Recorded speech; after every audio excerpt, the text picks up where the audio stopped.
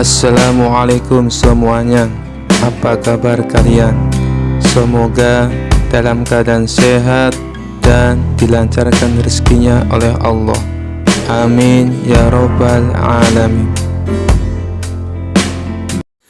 Dikisahkan ada seorang bernama Ilham Alimuddin.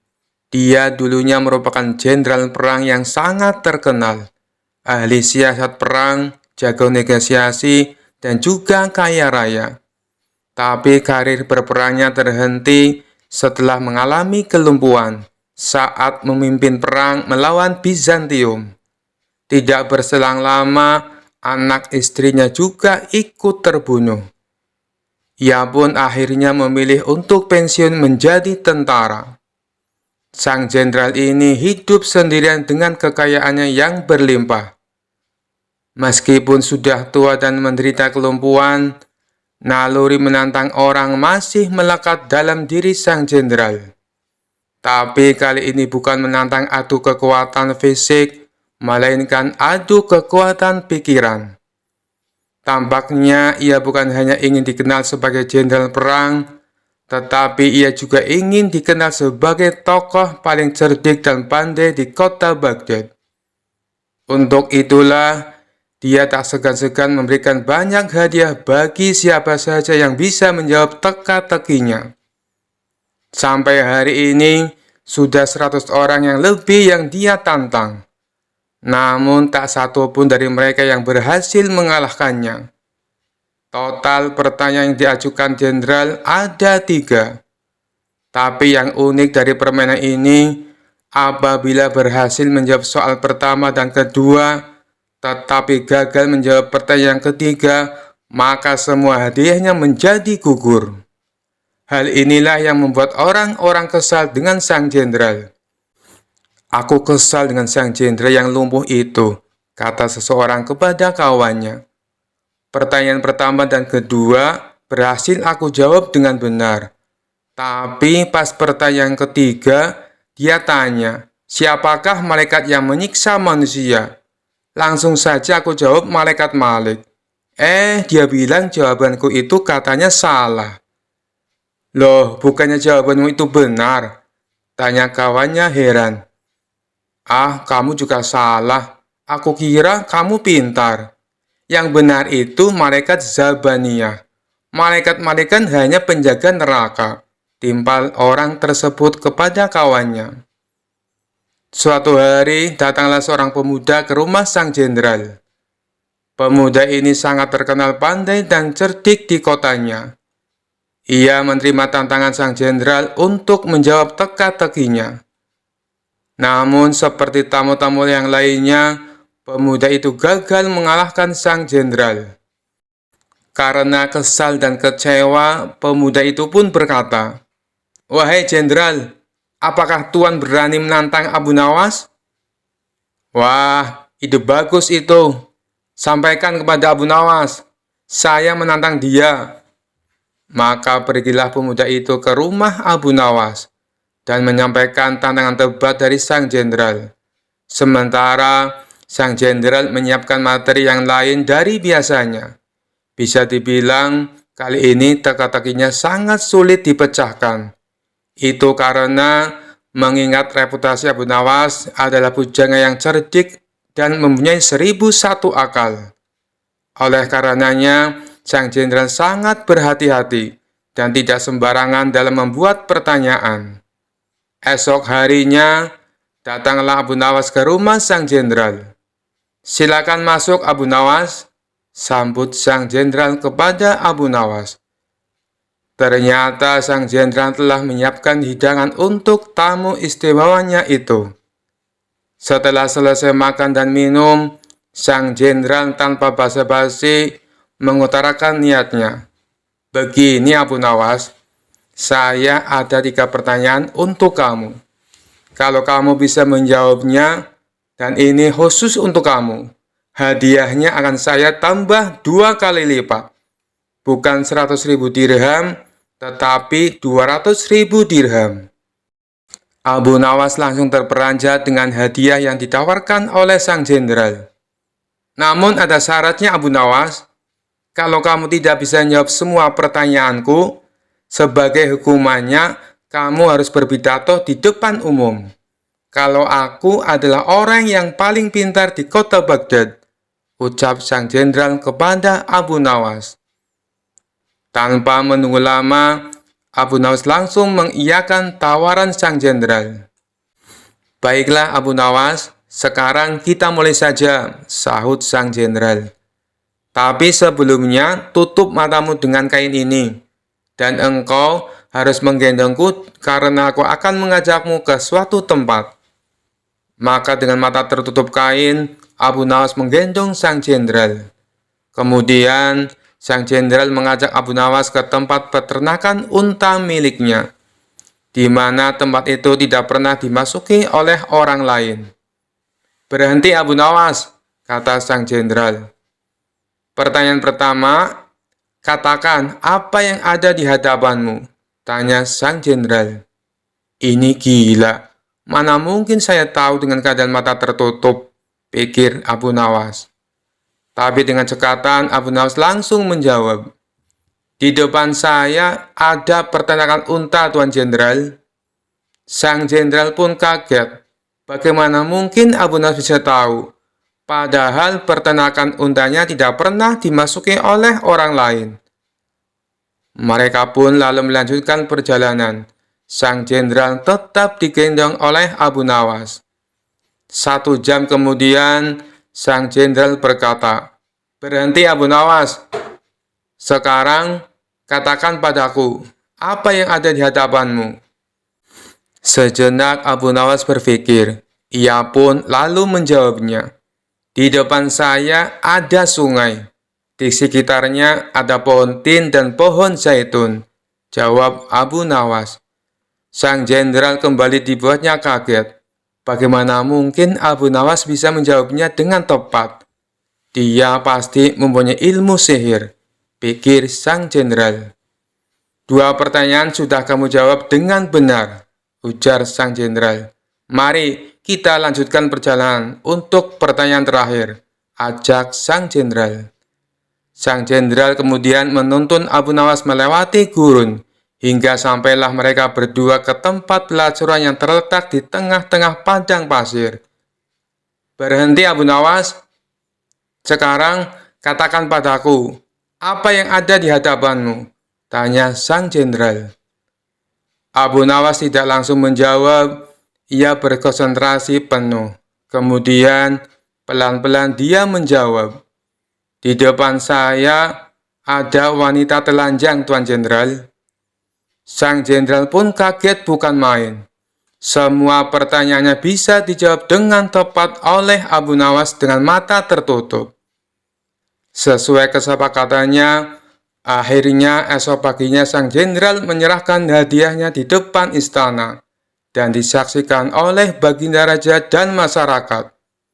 Tapi sebelum memberikan hadiahnya, sang jenderal berpidato menceritakan pengalaman mereka berdua. Wahai Abu Nawas, saya masih penasaran. Bagaimana kamu bisa menjawab semua pertanyaanku, sedangkan kedua matamu tertutup kain? Tanya sang jenderal. Itu mudah saja, Tuan Jenderal, jawab Abu Nawas. Ketika Tuan mengajukan pertanyaan pertama, kaki saya menginjak kotoran unta. Dari situlah saya menebak kalau saya berada di peternakan unta. Baginda Raja tersenyum mendengar jawaban Abu Nawas. Sedangkan sang jenderal hanya bisa geleng-geleng kepala. Lalu dengan pertanyaan kedua, bagaimana kamu bisa menjawab dengan tepat? Tanya sang jenderal. Abu Nawas kembali menjawab, meskipun mata saya tertutup, tapi telinga saya bisa mendengar adanya suara air mengalir dan burung puyuh yang berkicau. Burung puyuh hanya mau makan biji-bijian buah tin dan zaitun. Sedangkan pohon tin dan zaitun hanya tumbuh di pinggiran sungai. Lagi-lagi Baginda Raja tersenyum. Sang jenderal dibuatnya terperangah dengan jawaban Abu Nawas. Baiklah, semua jawabanmu itu masuk akal. Tapi, kenapa kamu juga bisa menebak dengan tepat atas pertanyaan yang ketiga? Tanya sang jenderal penasaran. Dengan entengnya Abu Nawas menjawab, "Itu sangat mudah sekali, Tuan. Saat Tuan menyuruh saya berhenti, tiba-tiba saja saya merasakan ular Tuan bergerak-gerak di punggung saya." "Nut-nutan, Tuan Jenderal," jawab Abu Nawas sambil menahan tawa.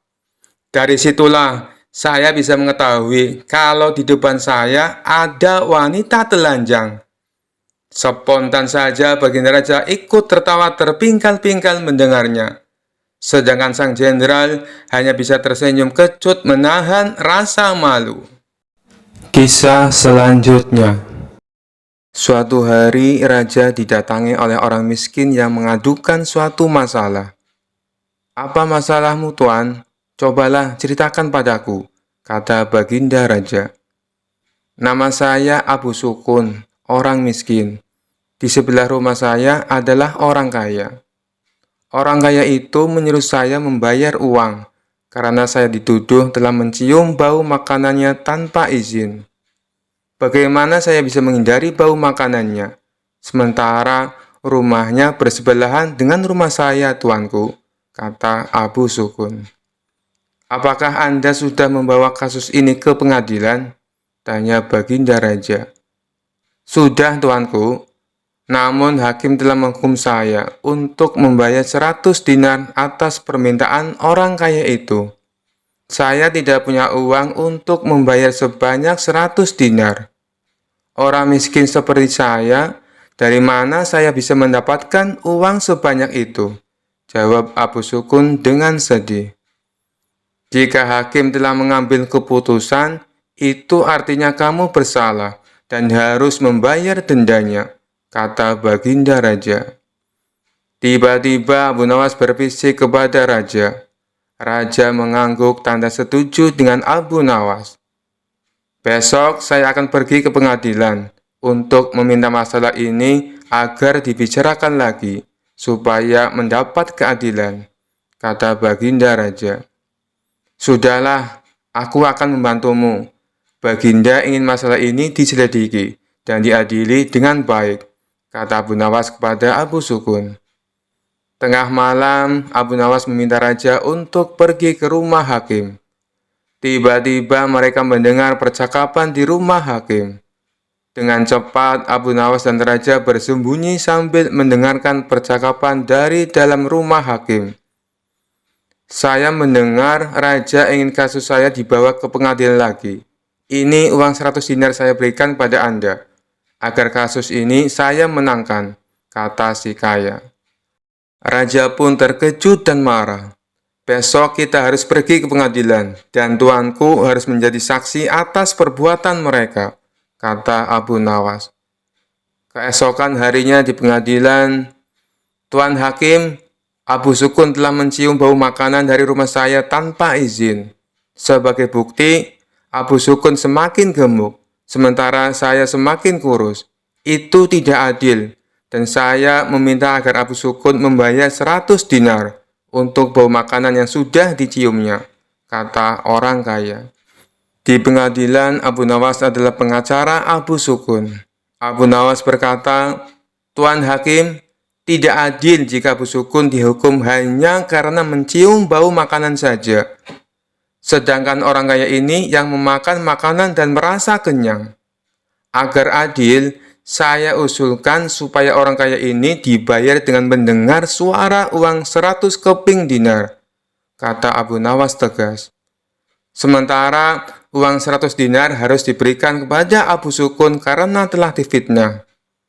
Dan hakim sendiri akan dihukum oleh raja karena memakan 100 dinar uang suap dari orang kaya itu," kata Abu Nawas. Hakim pun kaget dan sangat malu ketika tindakannya juga terungkap. "Benar, Hakim. Aku telah melihat dan mendengar dengan jelas tentang penipuanmu tadi malam," kata Baginda Raja. Raja Harun al-Rasyid sangat terkesan dengan penjelasan Abu Nawas dan memecat hakim karena tidak jujur dan memakan suap. "Ingat, menjadi hakim kalau tidak benar dan adil akan dijebloskan ke neraka," kata Abu Nawas sambil memberi nasihat. Baginda Raja senang dan memberikan banyak hadiah kepada Abu Nawas. Kisah selanjutnya. Suatu hari Abu Nawas akan melakukan perjalanan yang kebetulan harus melewati perbukitan kecil. Daerah tersebut merupakan tempat tinggal jin raksasa jahat. Salah seorang warga setempat melarang niat Abu Nawas ini.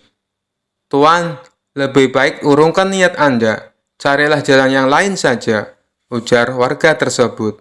"Memangnya kenapa?" tanya Abu Nawas penasaran. "Perbukitan itu sangat angker. Ada jin raksasa yang jahat. Dia tidak segan-segan membunuh siapa saja yang berani ke sana," jawab warga tersebut. Setelah mendengar penuturan warga itu, Abu Nawas sejenak termenung. "Tapi ini adalah jalan satu-satunya. Tidak ada jalan yang lain lagi," pikirnya. Setelah berpikir matang-matang dengan segenap keberanian, akhirnya Abu Nawas nekat melewati perbukitan kecil tersebut. Benar saja, baru beberapa langkah menginjakkan kaki di sana, tiba-tiba muncul sosok makhluk raksasa yang tidak lain adalah jin jahat. "Hai manusia, lancang sekali kau kemari. Kamu mau cari mati?" bentak jin raksasa jahat. "Tidak, aku hanya numpang lewat, karena ini adalah jalan satu-satunya," jawab Abu Nawas. "Kamu tahu, ini adalah daerah kekuasaanku. Siapapun dilarang lewat sini," kata jin raksasa jahat memberitahu. "Bukannya ini adalah bumi Allah, kamu tidak ada hak melarangku," balas Abu Nawas. "Oh, jadi kamu menantangku? Akan aku hancurkan tubuhmu," ancam jin raksasa jahat. "Baik, silakan mencobanya, tetapi aku bisa mengalahkanmu, sebab aku sangat perkasa lebih dari yang kau bayangkan," sahut Abu Nawas tidak mau kalah. "Omong kosong, kau pasti seorang sufi, makanya berani menantangku. Orang-orang sufi itu hanya terpikat pada masalah rohani. Kau tidak akan bisa mengalahkanku, sebab aku memiliki kekuatan. Wujudku 30 kali lipat lebih besar darimu," ucap jin raksasa jahat. "Wujudmu memang lebih besar dariku, tapi itu tidak menjamin kau lebih perkasa. Kalau kau menginginkan uji kekuatan, ambil batu ini dan peraslah air darinya," balas Abu Nawas. Abu Nawas lalu memungut sebutir batu kecil dan diberikannya kepada jin raksasa yang jahat itu.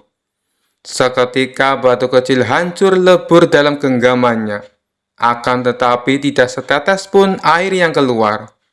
Jin raksasa jahat tersebut coba mengulanginya beberapa kali dengan batu yang lain. Tapi usahanya sia-sia. Akhirnya jin raksasa jahat itu pun menyerah. "Ini mustahil, tidak mungkin ada air di dalam batu. Coba kau tunjukkan kalau batu memang ada airnya," kata jin raksasa penasaran. Dalam keremang-remangan, Abu Nawas mengambil sebuah batu kecil yang lapuk. Bersamaan dengan itu, tanpa sepengetahuan jin raksasa, Abu Nawas juga mengambil sebutir telur dari kantung bajunya. Lantas merupakan batu kecil menggunakan genggaman tangannya. Seketika cairan telur langsung menetes keluar. Melihat hal itu, jin raksasa jahat sangat terkesan dengan kesaktian Abu Nawas. "Kamu luar biasa. Menginaplah di tempat tinggalku malam ini. Akan kujamu kau dengan bermacam hidangan," ajak jin raksasa. Abu Nawas pun mengikutinya masuk ke sebuah gua yang sangat besar. Sesampainya di dalam sana, ia melihat banyak sekali harta dan perhiasan. "Dari mana semua harta ini?" tanya Abu Nawas. Jin raksasa jahat memberitahu semua harta dan perhiasan tersebut adalah milik para kabilah yang tersesat dan sudah dibunuh. Setelah dijamu makan malam, jin raksasa mempersilahkan Abu Nawas untuk beristirahat. "Berbaringlah di sebelahku dan tidurlah," kata jin raksasa jahat. Jin raksasa kemudian membaringkan diri dan segera tidur. Sementara Abu Nawas yang secara naluri mengetahui adanya bahaya pengkhianatan, segera bangkit dan menyembunyikan diri di tempat yang agak jauh dari jin raksasa itu. Abu Nawas mengatur tempat pembaringannya agar seolah-olah tidur di samping jin raksasa. Tidak lama setelah itu, jin raksasa itu bangun. Dia mengambil sebuah batang pohon, lalu menghajar Abu Nawas dengan sekuat tenaga yang dikiranya masih tidur di sebelahnya. Jin raksasa jahat memukul bertubi-tubi sebanyak 7 kali, kemudian kembali berbaring dan tertidur. Setelah jin raksasa benar-benar tidur, barulah Abu Nawas membaringkan tubuhnya tepat di sebelah jin raksasa. Saat hari sudah menjelang pagi, keduanya pun terbangun. Betapa kagetnya jin raksasa melihat Abu Nawas masih hidup, bahkan tidak ada luka sedikit pun. Guamu nyaman sekali untuk istirahat, tapi sayang, tadi malam aku agak terganggu, sebab aku sempat merasa ada nyamuk menggigitku sampai 7 kali, ucap Abu Nawas. Tentu saja hal itu sangat mengejutkan jin raksasa, hingga tidak berani lagi menyerang Abu Nawas. Bagaimanapun, kalau seorang telah dipukul sebanyak 7 kali dengan batang pohon oleh jin raksasa, pasti akan mati. Apalagi memukulnya menggunakan tenaga sekuat-kuatnya. Akhirnya, jin raksasa jahat tersebut memerintahkan Abu Nawas untuk melanjutkan perjalanannya. Berkat kecerdikannya, Abu Nawas pun selamat dari pembunuhan. Kisah selanjutnya. Dikisahkan Abu Nawas mempunyai seekor burung nuri yang cantik. Tiap pagi dan sore, Abu Nawas rajin memandikan burungnya. Pada suatu ketika, Baginda Raja Harun al-Rasyid bertandang ke rumah Abu Nawas. Kedatangan paduka raja yang tiba-tiba itu membuat Abu Nawas kaget. Pasalnya di rumah Abu Nawas tidak tersedia makanan untuk menjamu sang raja. Tidak usah repot-repot Abu Nawas, saya hanya mampir sebentar. Bagaimana kabarmu? Lama sekali kamu tidak ke istana, ucap sang raja. Alhamdulillah, keadaan saya baik-baik saja, Paduka, balas Abu Nawas. Paduka Raja mengamati sekeliling rumah Abu Nawas. Saat matanya tertuju ke pojokan rumah, Paduka Raja melihat seekor burung nuri di dalam sangkar. Kamu sekarang memelihara burung, wahai Abu Nawas? Tanya sang raja. Betul sekali, Paduka yang mulia, jawab Abu Nawas. Sang raja kembali berkata, burung kamu bagus, bulunya juga indah. Saya suka sekali melihatnya. Kalau kamu berniat menjualnya, jangan dia tawarkan kepada orang lain. Tawarkan saja kepadaku. Berapapun harganya, pasti aku akan membayarnya. Abu Nawas tidak menjawab, ia hanya menganggukkan kepalanya. Tapi dalam hati Abu Nawas berkata, mana mungkin aku menjual burung yang tidak berharga ini kepada Baginda Raja. Keesokan paginya, Abu Nawas datang ke istana. Dia datang dengan membawa burung nuri yang diinginkan Baginda Raja. Abu Nawas tidak ingin menjualnya. Dia ingin memberikan cuma-cuma kepada Baginda Raja. Tapi di pintu gerbang istana, 2 orang pengawal menahannya. Mereka berdua adalah kepercayaan menteri istana yang dengki kepada Abu Nawas. Ada keperluan apa kamu datang kemari? Tanya pengawal. Abu Nawas menjawab, tempo hari Paduka Raja datang ke rumah saya dan menyukai burung saya. Oleh sebab itu, saya ingin memberikan burung ini kepada Paduka Raja. Salah seorang pengawal berkata, tinggalkan saja burung jelek itu di sini, biar aku yang menyerahkan kepada Paduka Raja. Abu Nawas pun menurut. Dalam situasi seperti ini, ia tidak mungkin melawan. Tapi suatu saat mereka pasti akan mendapatkan balasannya. Kedua pengawal itu lalu menukar burung Abu Nawas dengan burung gereja. Setelah itu diserahkan kepada Paduka Raja. Paduka yang mulia, ini ada titipan burung dari Abu Nawas, ucap pengawal. Kurang ajar Abu Nawas, kata sang raja dengan nada penuh emosi. Sang raja merasa terhina dengan perbuatan Abu Nawas. Burung nuri yang diharapkannya, tapi burung gereja yang dikirimkan.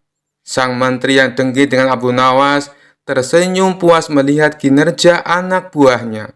Kali ini engkau pasti akan kena hukuman, wahai Abu Nawas, ujarnya dalam hati.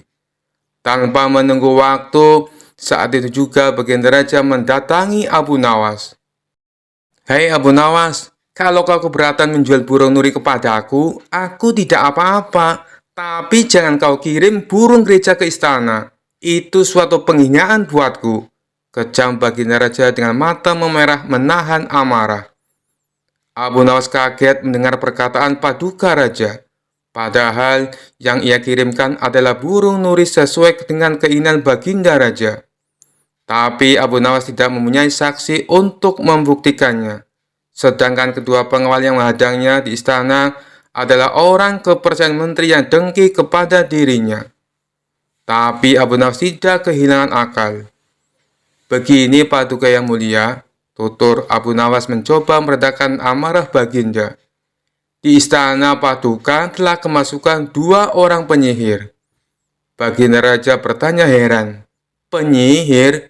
Yang mana wahai Abu Nawas? Siapa mereka?" Abu Nawas pun menjawab, "2 orang penjaga pintu istana, itulah penyihirnya. Mereka telah menyihir burung nuri menjadi burung gereja. Kalau paduka tidak percaya, tunggulah besok di istana. Paduka akan menyaksikan sendiri betapa hebatnya sihir mereka." "Saya masih punya burung satu lagi untuk paduka," sang raja bertanya. "Burung apa itu?" "Burung pipit paduka yang mulia," balas Abu Nawas.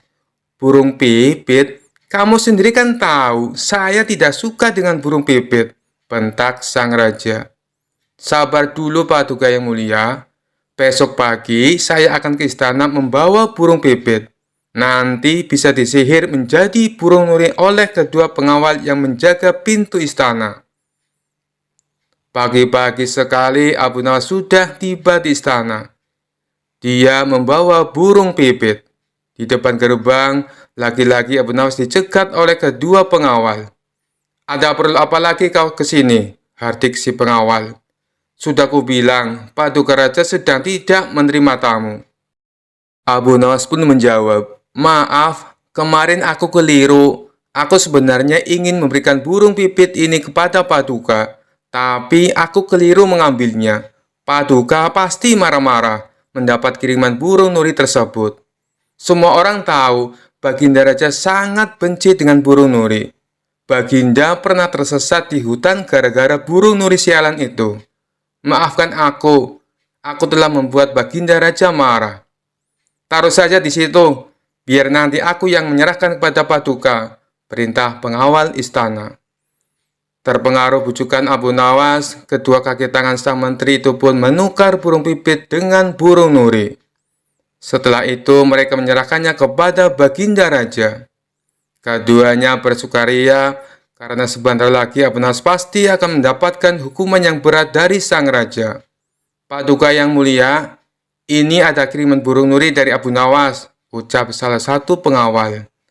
Sang raja terperangah kaget. Ternyata benar apa yang dikatakan Abu Nawas. Kedua pengawal ini bisa menyihir alias menggelapkan barang yang bukan haknya. "Ini burung nurinya. Lalu kemana burung pipitnya?" sindir baginda raja, yang langsung membuat wajah kedua pengawal itu pucat pasi. Belum sempat kedua pengawal itu menjawab, sang raja langsung menghukum kedua orang tersebut dan dipecat dari pengawal istana. Kisah selanjutnya. Sudah cukup lama Abu Nawas tidak pernah dipanggil lagi oleh baginda raja ke istana. Sejenak Abu Nawas pun berpikir, bagaimana cara agar dirinya dipanggil ke istana oleh baginda raja. Hal ini bukan karena Abu Nawas kangen dengan baginda raja, tetapi karena pundi-pundi penghasilnya sudah mulai kosong. Sebab hadiah dari baginda raja sudah tidak pernah lagi ia terima selama ini. Kondisi rumah tangga yang demikian tentu tidak boleh dibiarkan begitu saja, pikir Abu Nawas. Sehingga Abu Nawas pun mulai mencari berbagai cara agar dipanggil ke istana oleh baginda raja. Lama berpikir, tiba-tiba hujan turun yang begitu derasnya, sehingga Abu Nawas berlari ke dalam rumahnya. Dalam keadaan yang basah kuyup, Abu Nawas berpikir, Bukankah hujan adalah rahmat? Kenapa aku harus lari menghindarinya? Dari situlah Abu Nawas mendapatkan ide agar dipanggil Baginda Raja ke istana. Maka keesokan harinya, Abu Nawas langsung menjalankan aksinya supaya bisa segera dipanggil oleh Baginda Raja.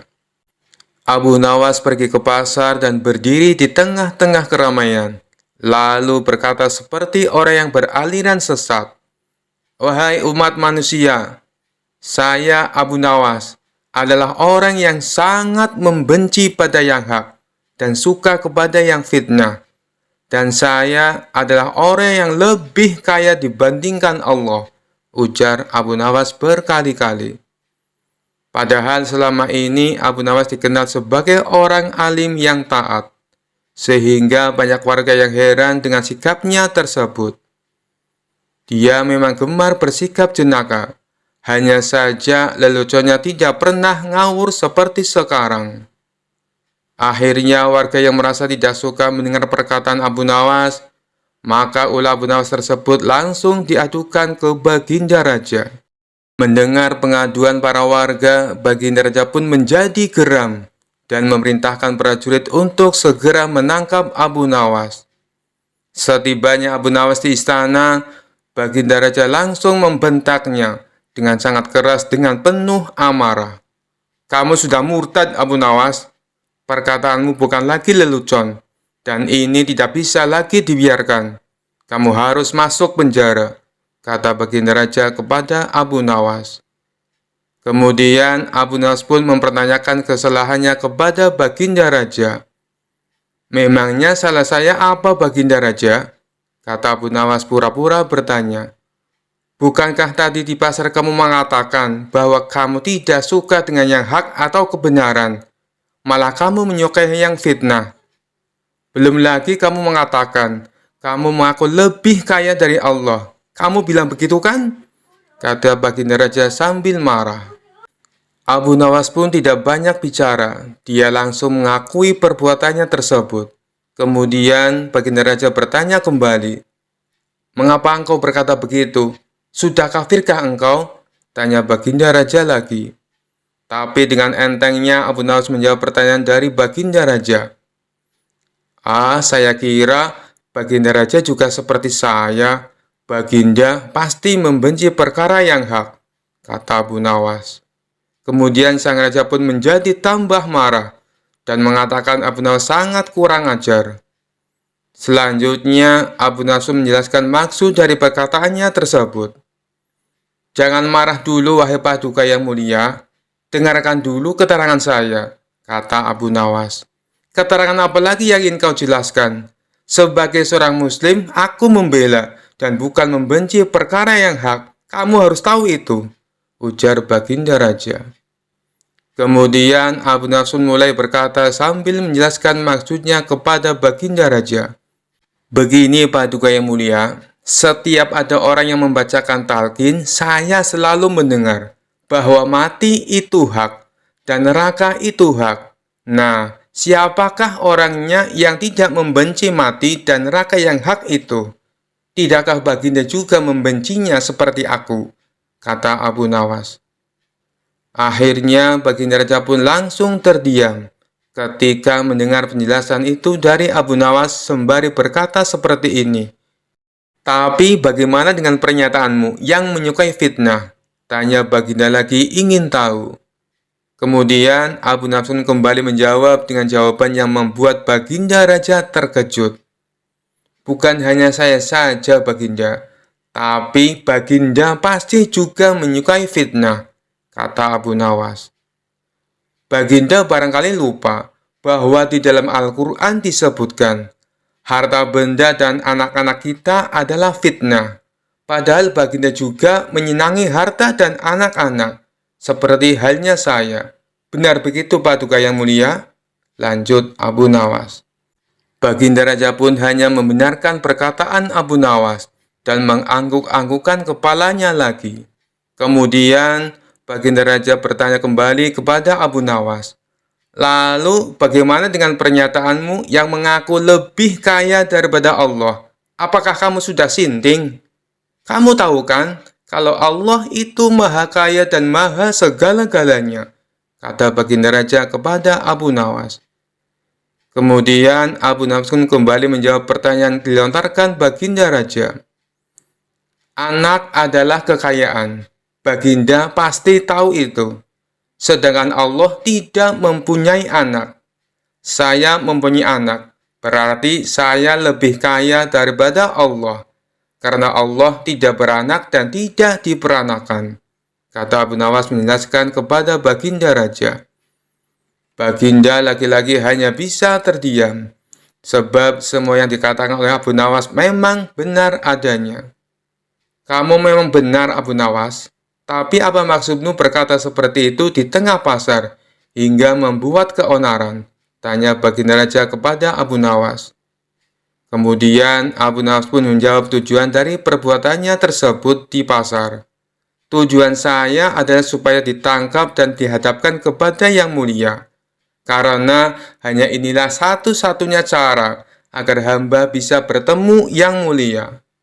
Ujar Abu Nawas. Kemudian baginda pun bertanya kepada Abu Nawas tentang tujuannya yang ingin menemui dirinya. Dan Abu Nawas pun menjawab dengan santainya.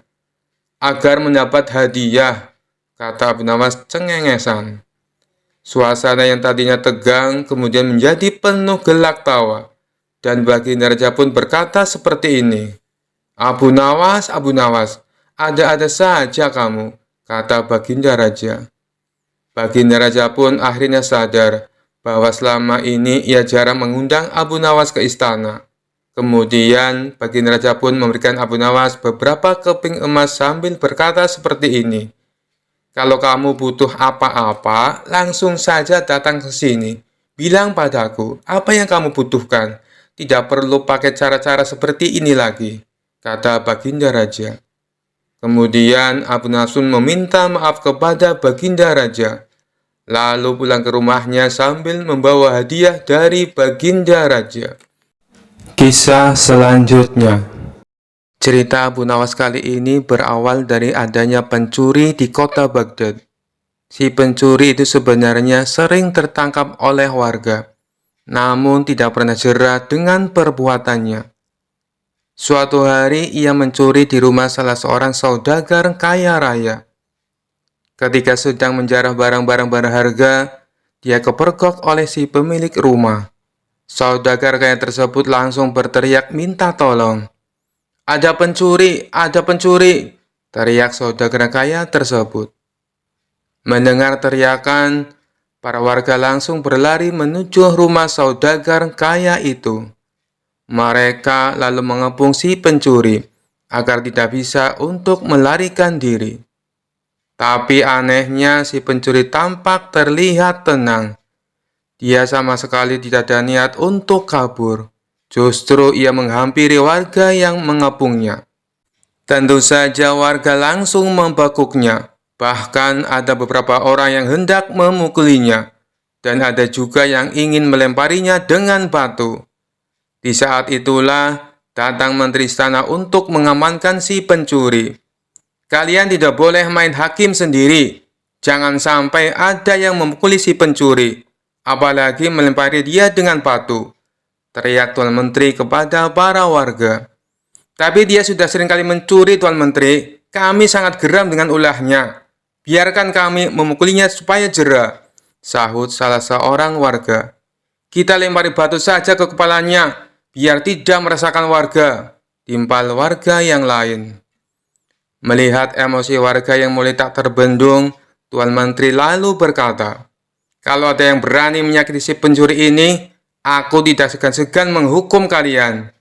Kalian boleh memukul atau melempar batu ke pencuri ini, tapi ada syaratnya. Apa itu syaratnya? Kami sudah tidak sabar ingin menghukumnya. Para warga penasaran. Syaratnya adalah siapa yang tidak pernah memiliki kesalahan, boleh memukul atau melempari batu ke pencuri ini. Jelas Tuan Menteri menjelaskan dengan persyaratan tersebut. Para warga hanya terdiam, sebab mana mungkin ada manusia yang tidak pernah punya salah. Bahkan anak kecil pun pernah melakukan kesalahan. Akhirnya para warga membubarkan diri. Sementara si pencuri dibawa oleh Tuan Menteri dengan dalih akan diproses di pengadilan. Tapi kenyataannya di tengah jalan si pencuri malah dibebaskan dan disuruh untuk pulang. Usut punya usut, ternyata si pencuri adalah sahabat karib Tuan Menteri. Beberapa hari kemudian, si pencuri kembali beraksi, dan setiap kali tertangkap warga, Tuan Menteri selalu datang untuk menolong. Begitulah seterusnya, hingga suatu ketika si pencuri menyatroni rumah Abu Nawas. Kebetulan saat itu Abu Nawas baru saja mendapat hadiah emas dari Baginda Raja. Ketika si pencuri masuk ke rumah dan hendak mengambil emas tersebut, Abu Nawas keburu memergokinya. "Hai pencuri kurang ajar," ucap Abu Nawas. Bukannya kabur, si pencuri malah dengan tenang berjalan keluar meninggalkan Abu Nawas. Hal ini membuat Abu Nawas bertambah emosi. Abu Nawas lantas langsung memukul dan membekuknya. Si pencuri pun berteriak kesakitan.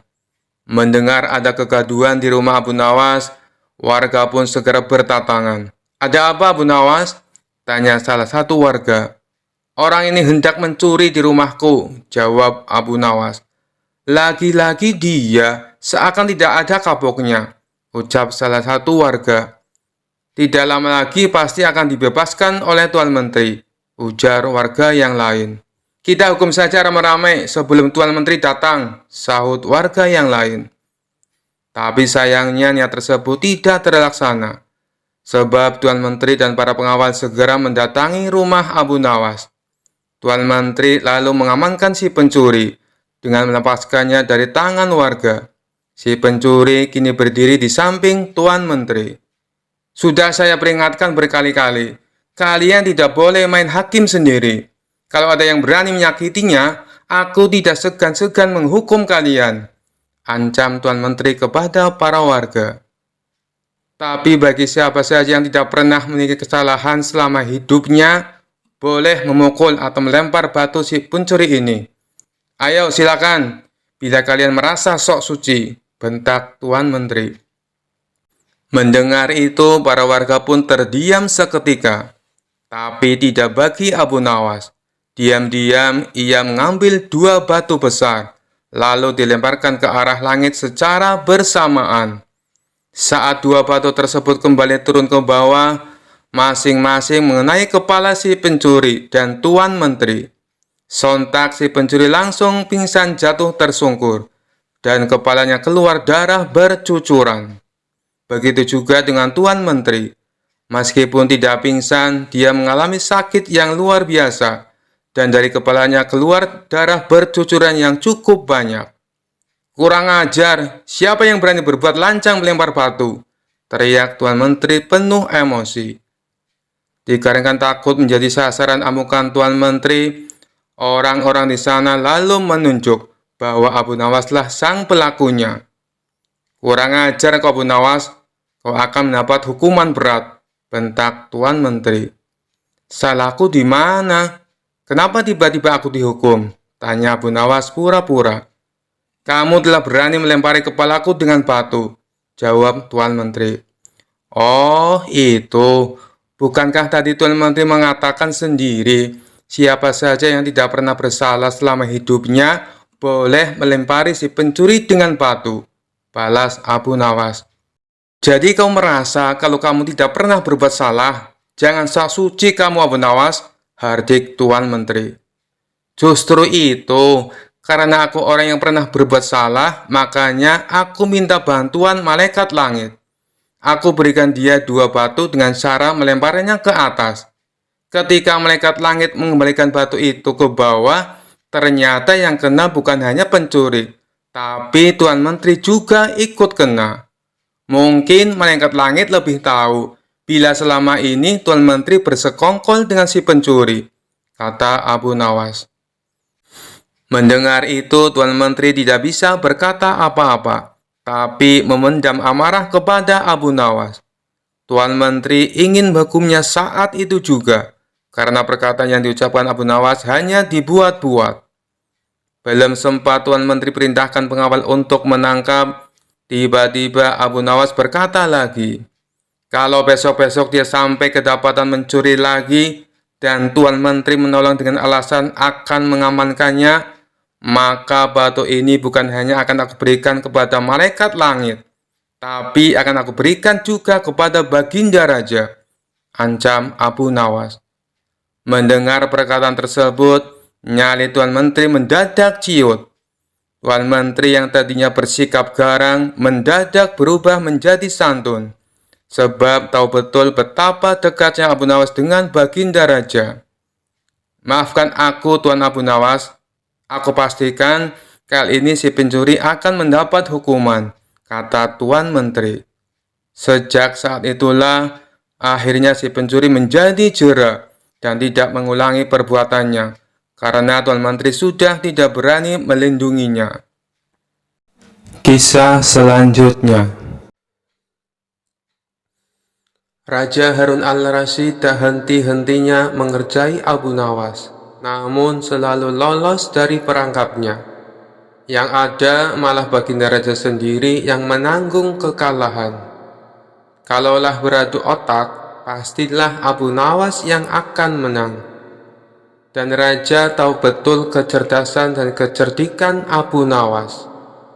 Sang Raja pun mempunyai ide untuk mengalahkan Abu Nawas, yaitu diajak adu lomba memanah. Karena lomba tersebut yang dibutuhkan adalah keahlian bukan otak. Maka dipanggillah Abu Nawas ke istana. Ada keran apa Baginda Raja memanggil hamba? Tanya Abu Nawas kepada sang raja. Aku sedang mengadakan lomba memanah. Berhubung kamu ada di istana, maka kamu harus ikut lomba tersebut, ucap sang raja. Waduh, saya masuk perangkap sang raja nih, gumam Abu Nawas dalam hati. Di saat Abu Nawas kebingungan, sang raja berkata, Hei Abu Nawas, kenapa kamu bengong? Ada hadiah besar menantimu, tapi syaratnya kamu hanya boleh memanah 1 kali dan harus tepat sasaran. Kalau kamu berhasil, maka hadiah besar bisa kamu bawa pulang. Tapi kalau kamu gagal, kamu harus pulang ke rumah dengan jalan merangkap. Ternyata dugaan saya benar. Baginda mengundang saya ke istana hanya untuk mempermalukan saya. Sudah tahu kalau saya tak pandai memanah, tapi dipaksa ikut lomba memanah, ucap Abu Nawas dalam hati. Ia pun berpikir keras agar lepas dari jebakan sang raja. Abu Nawas dengan berat hati mengambil busur dan tempat anak panah. Otaknya terus berputar, mencari cara supaya dirinya tidak dipermalukan oleh sang raja. Akhirnya dengan memantapkan hati, Abu Nawas membidik sasaran. Ia pun mulai memanah. Sudah bisa ditebak, anak panah melesat jauh dari sasaran.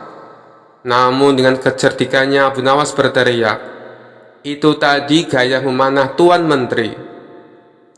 Segera dicabutnya sebuah anak panah lagi. Ia membidiknya dan memanah lagi. Masih juga panah melesat dari sasaran. Abu Nawas berteriak lagi, demikianlah gaya Tuan Wali Kota memanah. Baginda Raja menjadi tidak sabar.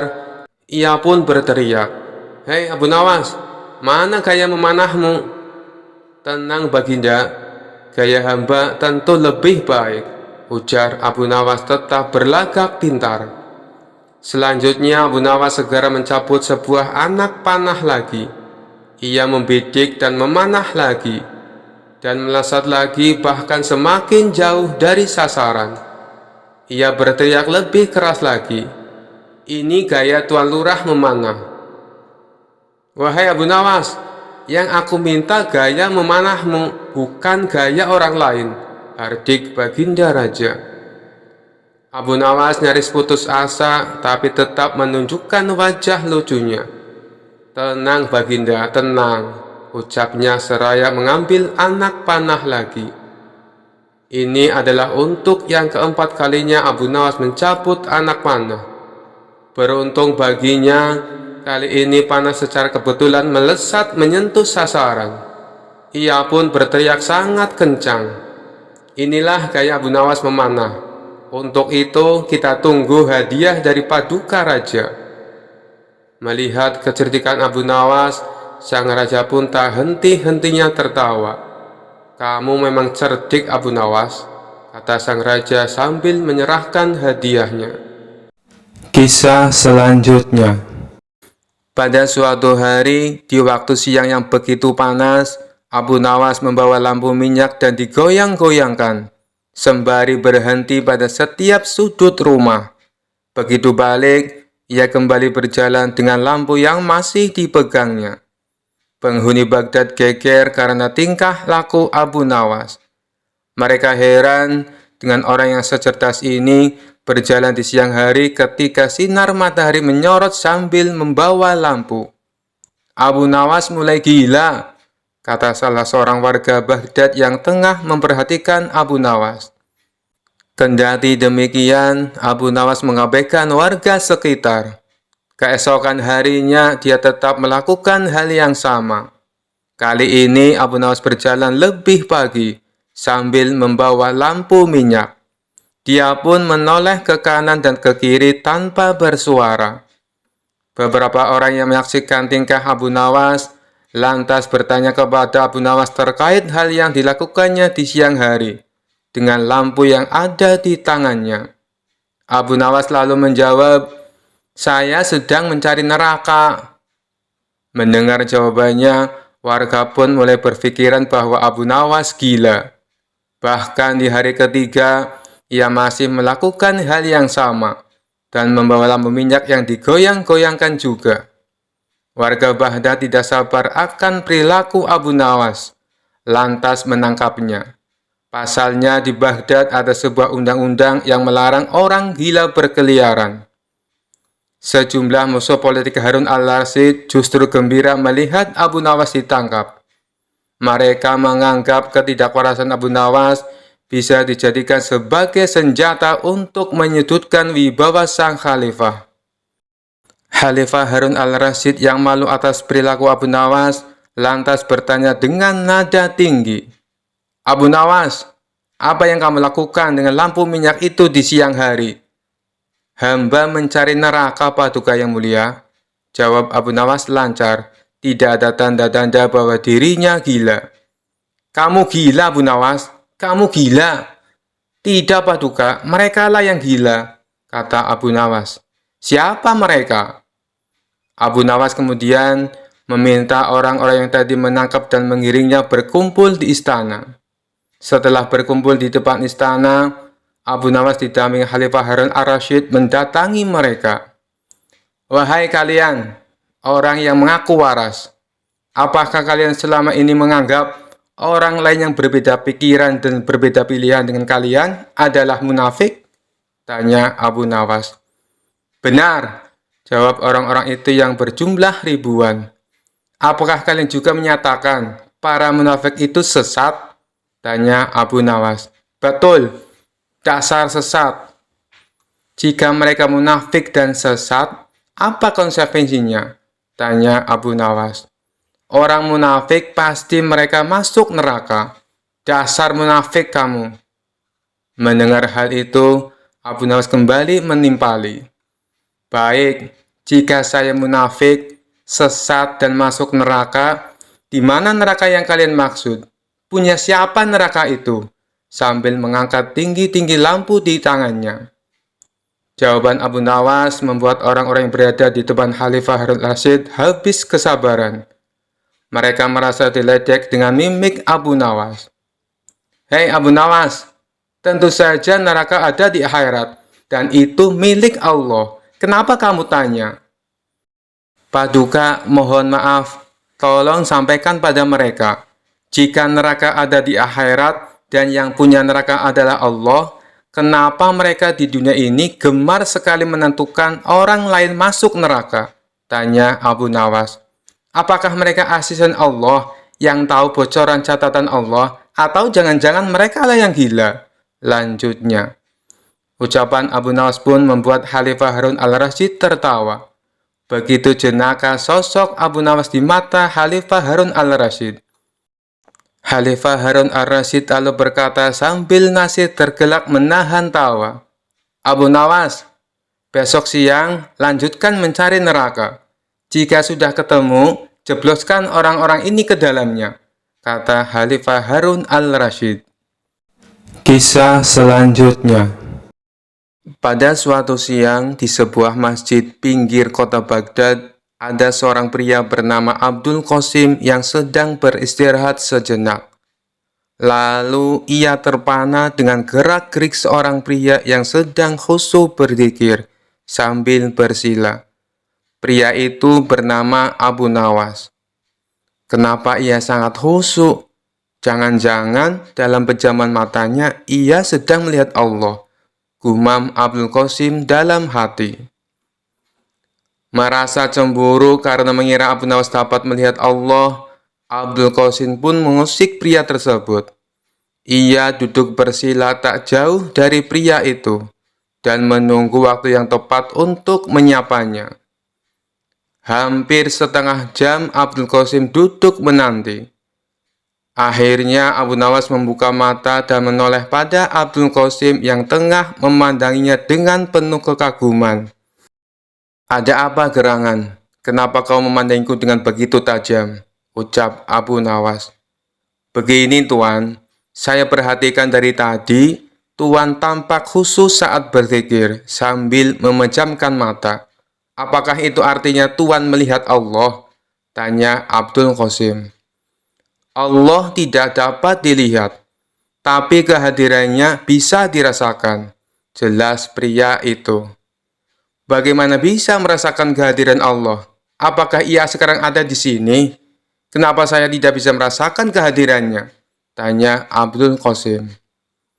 "Sebelum kamu dapat merasakan kehadiran Allah, kamu harus menemukannya terlebih dahulu," jawab Abu Nawas. Abdul Qasim tersenyum girang. Sebenarnya sudah lama ia mengembara mencari Tuhan, namun ia tak pernah menemukannya. Setelah bertemu Abu Nawas, ia merasa benar-benar lega dan gembira. Terasa seperti menemukan kunci yang hilang. "Lantas, di mana dan bagaimana saya bisa menemukan Tuhan yang selama ini aku cari-cari, Tuan?" tanya Abdul Qasim. Abu Nawas tersenyum. Lalu ia menyuruh Abdul Qasim untuk sholat 2 rakaat. Jika sudah selesai, ia meminta Abdul Qasim untuk menceritakan apa yang dirasakannya. Setelah mendengarkan perintah tersebut, Abdul Qasim lalu menjalankan sholat 2 rakaat. Setelah itu, ia mengatakan apa yang dirasakannya kepada Abu Nawas. "Tuan, terus terang saja, selama sholat 2 rakaat, aku lebih banyak melamun," jawab Abdul Qasim.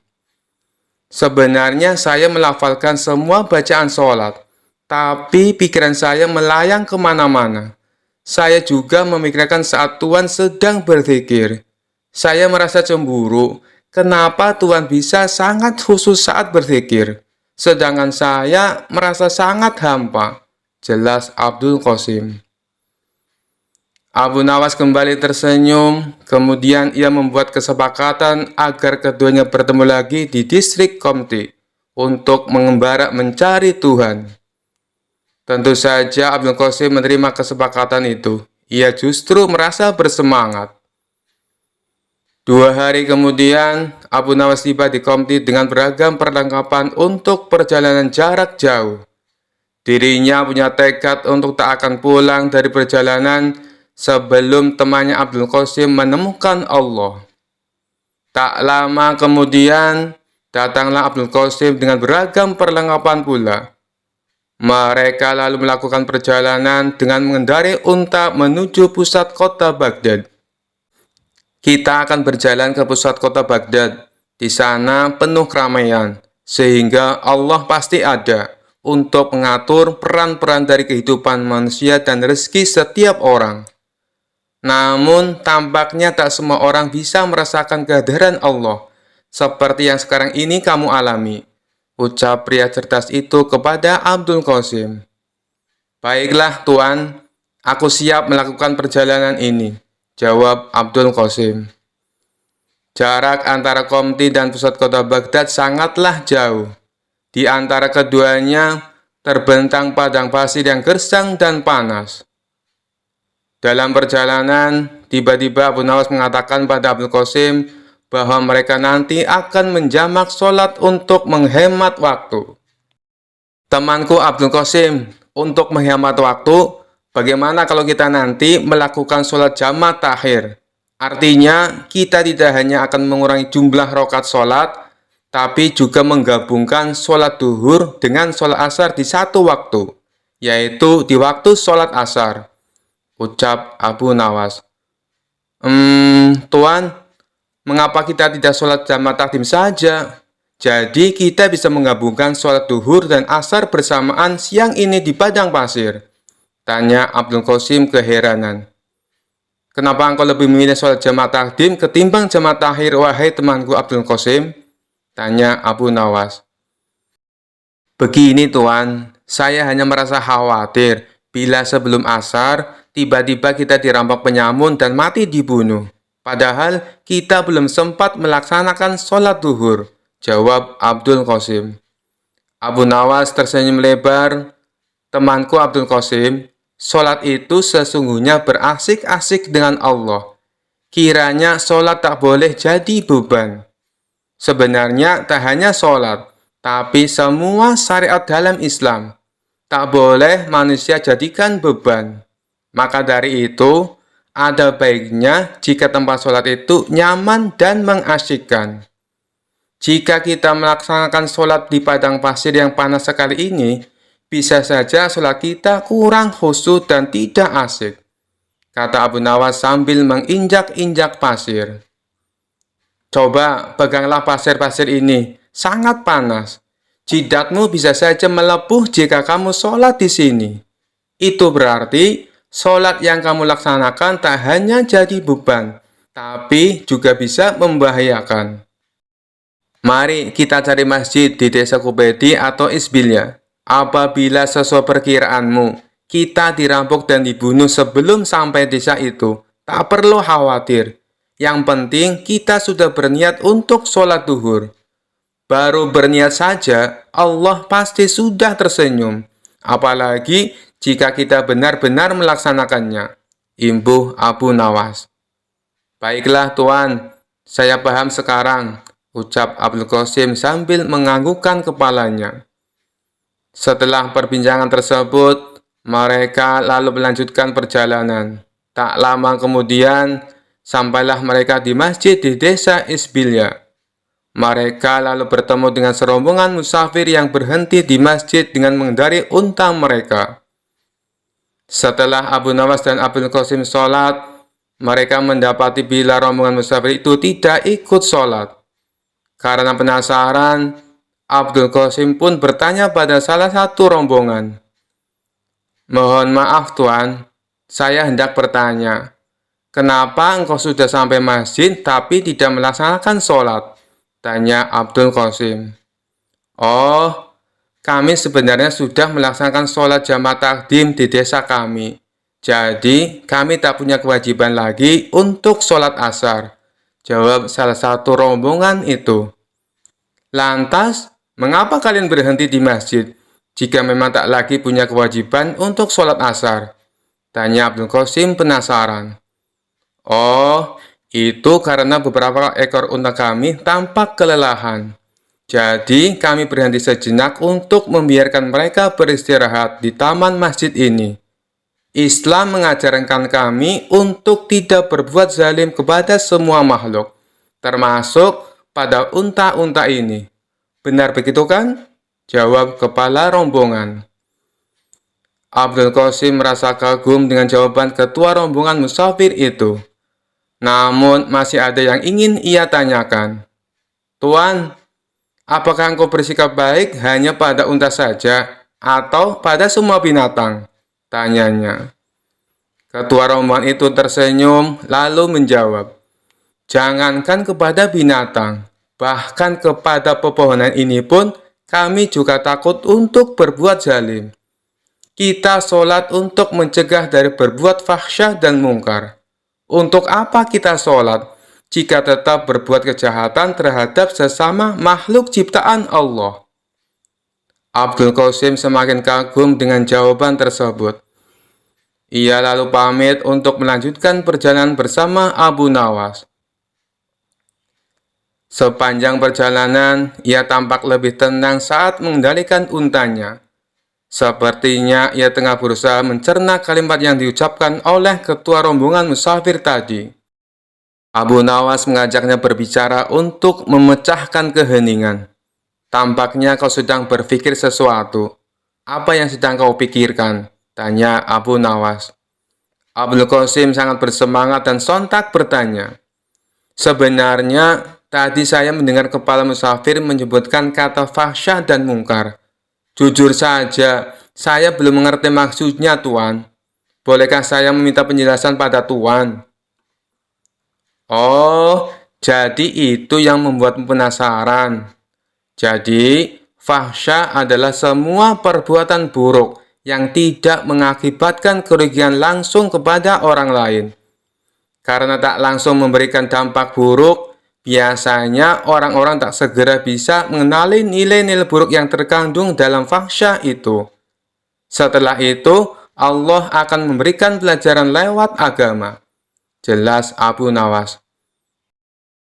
Agar hamba semakin paham, bisakah Tuan menyebutkan contoh fahsyah? Tanya Abdul Qasim antusias.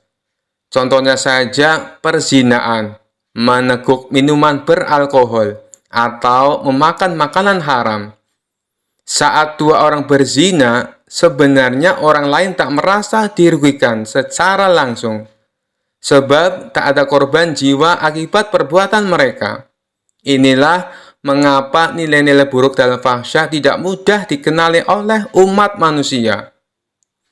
Abdul Qasim tertegun dan mengakukan kepala tanda paham. Sekarang, bandingkan dengan perbuatan mungkar. Mungkar adalah perbuatan buruk yang menimbulkan kerugian langsung pada orang lain. Misalnya saja pencurian, pembunuhan, atau perampokan. Karena semua itu berdampak langsung pada orang lain dan ada korban jiwa akibat perbuatan itu. Maka nilai-nilai buruk yang terkandung dalam perbuatan mungkar gampang sekali dikenali. Bahkan seorang ateis sekalipun percaya bila pembunuhan, perampokan, dan pencurian adalah perbuatan buruk.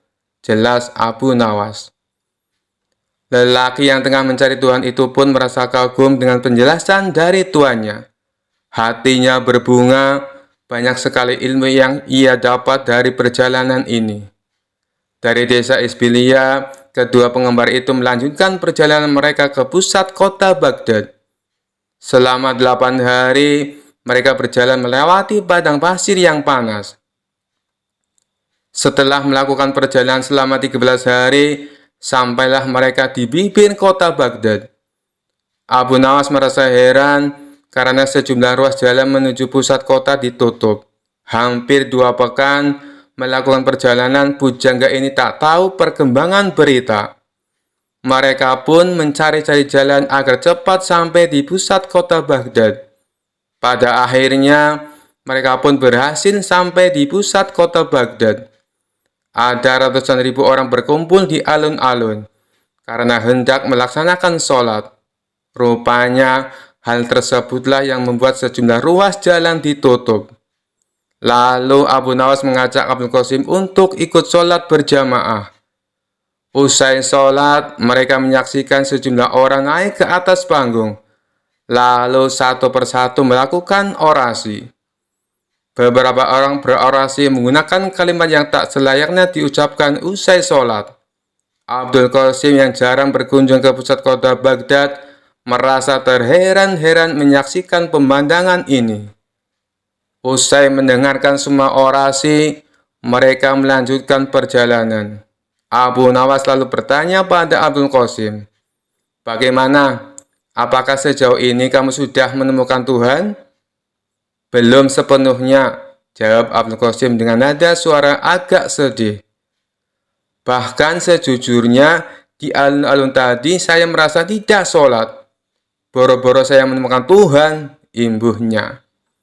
Abu Nawas tahu arah pembicaraan Abdul Qasim, tapi ia biarkan temannya itu meracau sendiri di atas panggung untanya.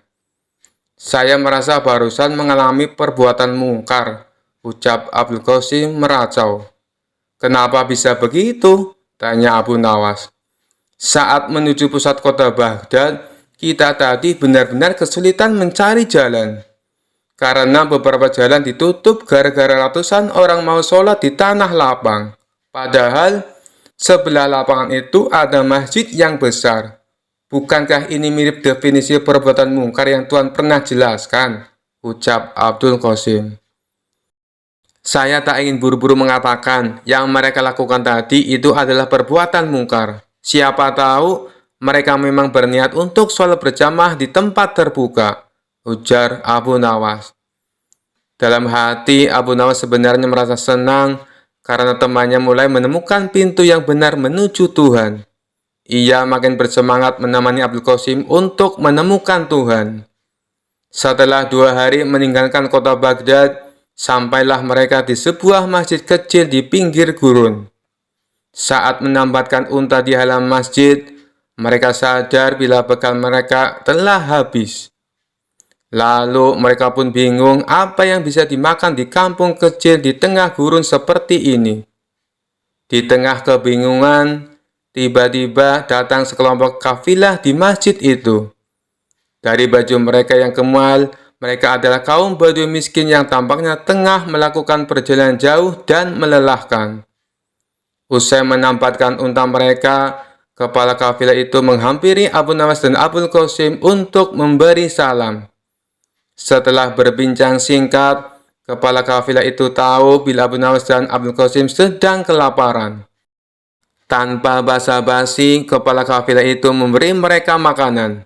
Awalnya Abu Nawas menolak, karena ia melihat makanan itu sebenarnya juga bekal terakhir yang dibawa kafilah itu. Tapi setelah kepala kafilah itu maksanya, akhirnya Abu Nawas menerima makanan itu. Tanpa sadar, ia meneteskan air mata karena merasa terharu. Kenapa Tuhan memberikan makanan ini pada kami? Padahal bekal Tuhan juga menipis. Sementara perjalanan Tuhan pasti masih jauh, tanya Abdul Qasim. Saudara mungkin tak tahu, sebenarnya saya bukan mengurangi bekal makanan, tapi justru sedang menambahnya, jelas ketua kafilah. Bagaimana bisa? Tanya Abdul Qasim bingung. Ingatlah perkataanku, wahai saudaraku. Allah memerintahkan kita untuk bersedekah dalam kondisi sempit maupun lapang. Ia senang dengan apa yang kita kerjakan ini. Allah juga berjanji, jika kita bersedekah, maka ia akan menganjarkan pahala sebanyak 700 kali lipat. Bayangkan saja, saya sekarang memberi kalian sekantong makanan, maka nanti akan datang 700 kantong makanan untuk kami, ucap ketua kafilah. Bagaimana Tuhan bisa yakin? Seandainya 700 kantong makanan itu tidak datang, Tuhan akan mati kelaparan, ujar Abdul Qasim penasaran.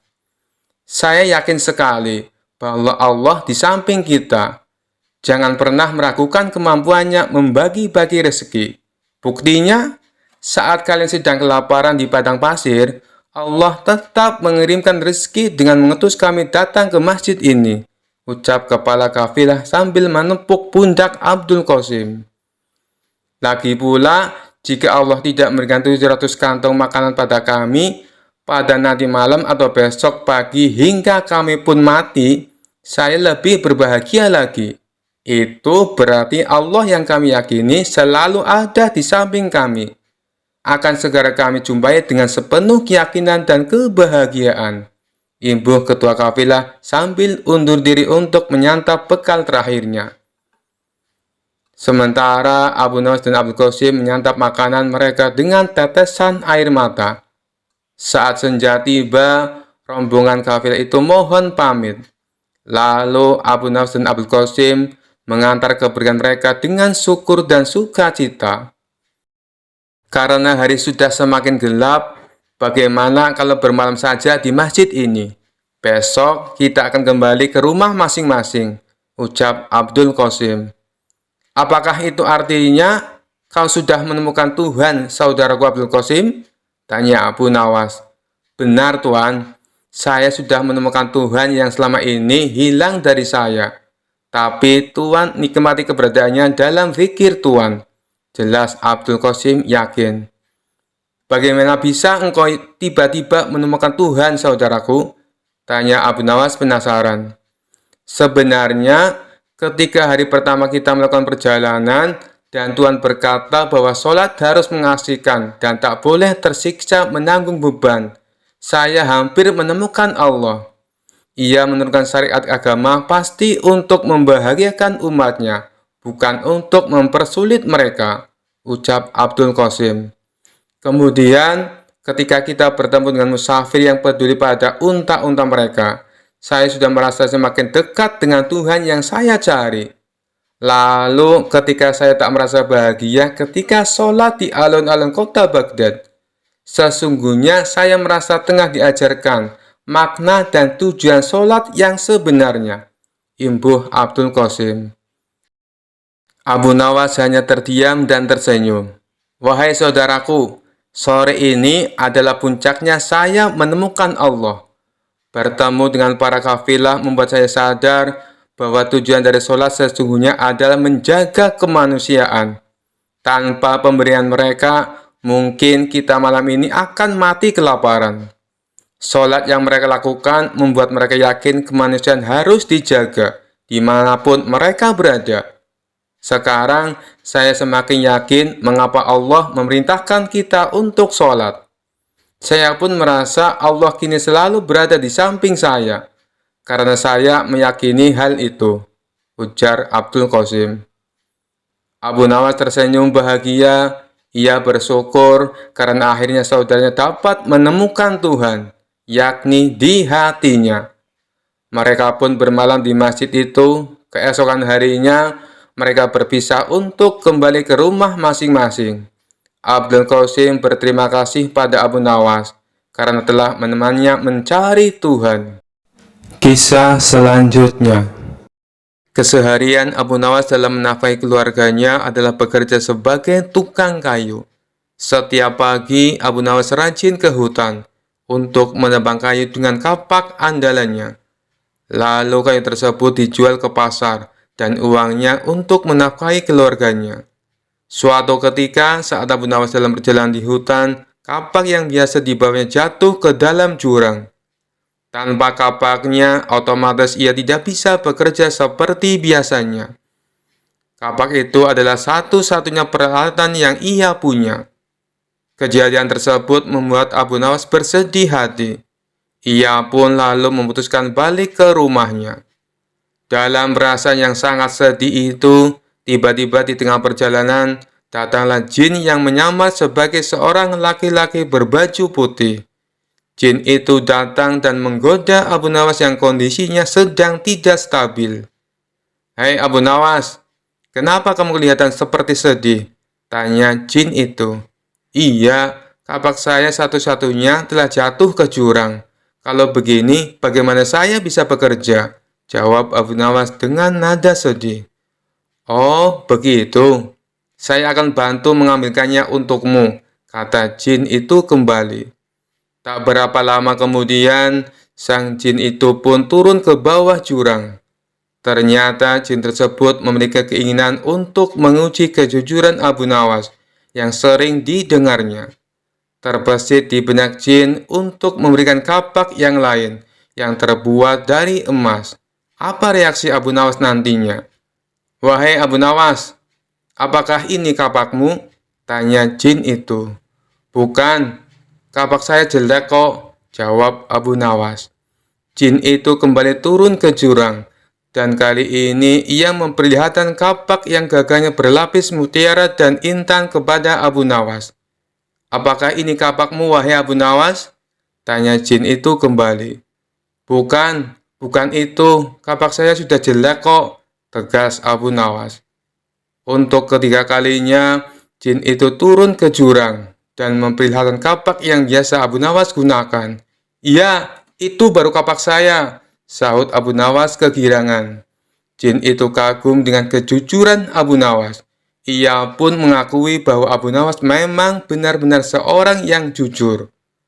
Lalu jin itu berkata kepada Abu Nawas, "Hai Abu Nawas, seandainya kamu mengaku kalau kapak emas adalah milikmu, tentu saya akan memberikannya padamu. Meskipun saya tahu kamu berbohong. Akan tetapi kamu malah berkata jujur apa adanya," ucap sang jin. Abu Nawas menjawab, "Saya adalah orang yang selalu bersyukur dengan apa yang saya punya, dan saya tidak mau mengambil sesuatu yang bukan hak saya. Bagiku, kapak jelek itu adalah rezeki yang luar biasa.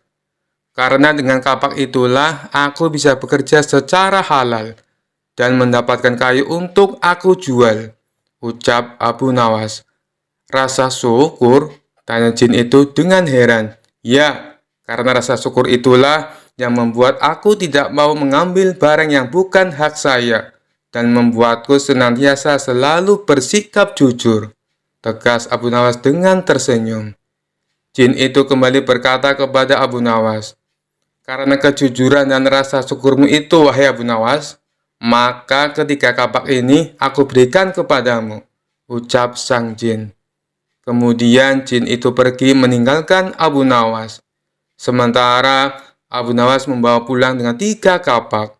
Kapak jelek yang biasa dia gunakan, kapak yang terbuat dari emas, dan kapak yang gagahnya berlapis mutiara dan intan. Kisah selanjutnya.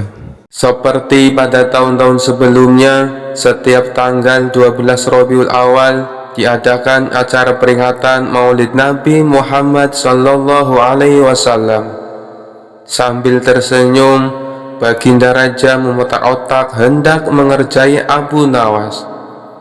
"Awas ya kamu Abu Nawas, kali ini kamu pasti kena," pikir sang raja. Acara peringatan Maulid Nabi pun tiba waktunya dan diselenggarakan di istana. Pada saat itu, semua pembesar negeri hadir. Para putra mahkota dari kerajaan negeri seberang, termasuk pula Abu Nawas, juga diundang untuk menghadiri acara tersebut. Dengan perintah raja, semua yang hadir di acara Maulid Nabi tersebut dipersilakan untuk berdiri. Kemudian disirami dengan air mawar yang menebarkan bau harum, kecuali Abu Nawas. Ia disiram dengan air kencing yang sangat bau. Setelah disiram dengan air kencing tersebut, sadarlah Abu Nawas bahwa dirinya telah dipermalukan di depan para pembesar negeri. Ia pun memutar otak untuk membalas sang raja. "Baiklah, hari ini Paduka telah memberi kuah tak sedap. Nanti aku akan membalasnya dengan isinya," pikir Abu Nawas. Sejak saat itu, Abu Nawas tidak pernah menginjakkan kakinya di istana, sehingga raja pun menjadi rindu dibuatnya. Ketika raja memanggilnya ke istana, rupanya Abu Nawas tidak bersedia dengan alasan ia sedang sakit, demam di sekujur tubuhnya. Karena khawatir terjadi sesuatu dengan diri Abu Nawas, raja pun ingin menengoknya dengan ditemani beberapa petinggi kerajaan. Begitu mendengar Baginda Raja akan ke rumahnya, Abu Nawas yang dalam keadaan segar bugar langsung memasang aksi. Matanya terpejam, badannya tergeletak lemah leleh di tempat tidur. Namun sebelum Abu Nawas beraksi demikian, dia telah terlebih dahulu menyuruh istrinya menyiapkan obat ajaib yang berbentuk bulatan kecil. Di antara bulatan obat ajaib itu terdapat 2 butir yang dibubuhi tinja di dalamnya. Tak berapa lama kemudian Baginda Raja sudah di depan pintu rumah Abu Nawas. "Hei Abu Nawas, apa yang akan kau telan itu?" tanya Baginda Raja. "Ini yang disebut obat ajaib, Paduka." Resepnya hamba peroleh lewat mimpi. Jika saya menelan 2 butir, niscaya saya akan sembuh dengan seketika, jawab Abu Nawas yang sedang terlentang di tempat tidurnya. Dan benar saja, setelah meminum 2 butir tersebut, Abu Nawas segera bangun dan terlihat segar bugar. Melihat hal itu, Baginda Raja pun penasaran. Kalau begitu, aku juga mau, Abu Nawas. Sini, aku minta obatnya, pinta Baginda Raja. Baiklah Paduka, berbaringlah dan pejamkan mata Paduka. Paduka tidak boleh duduk apalagi berdiri, kata Abu Nawas. Baginda Raja pun menuruti perintah Abu Nawas. Begitu mata Raja terpejam, Abu Nawas cepat-cepat memasukkan butiran obat ajaib yang telah dibubui tinja ke mulut Baginda Raja. Tiba-tiba saja Baginda Raja bangkit sambil membelalakkan matanya. "Hei Abu Nawas, engkau memberiku makan tinja ya?" tanya Baginda Raja. Maka Abu Nawas pun segera bersimpuh sambil memberi hormat kepada rajanya. "Wahai Paduka, dulu Paduka memberi hamba kuahnya, sekarang hamba memberi isinya. Jikalau Paduka Raja tidak memberi hamba uang 1000 dinar, kejadian ini akan hamba ceritakan kepada orang-orang," ancam Abu Nawas. "Jangan Abu Nawas, jangan beritahu kepada siapapun. Nanti aku akan memberimu uang 1000 dinar, timpal Baginda Raja. Setelah itu, Raja dan semua pengikutnya kembali ke istana. Mereka menyiapkan uang sejumlah 1000 dinar untuk Abu Nawas. Cerita Abu Nawas ini bermula dari adanya ketua perampok yang terkenal sadis dan kejam. Ia mempunyai puluhan anak buah yang juga tidak kalah sadisnya. Mereka kerap melakukan aksi di tengah gurun pasir yang gersang jauh dari pemukiman penduduk. Bagi siapa saja yang melewati daerah kekuasaannya, maka akan bernasib sial, terutama rombongan kabilah yang membawa barang dagangan.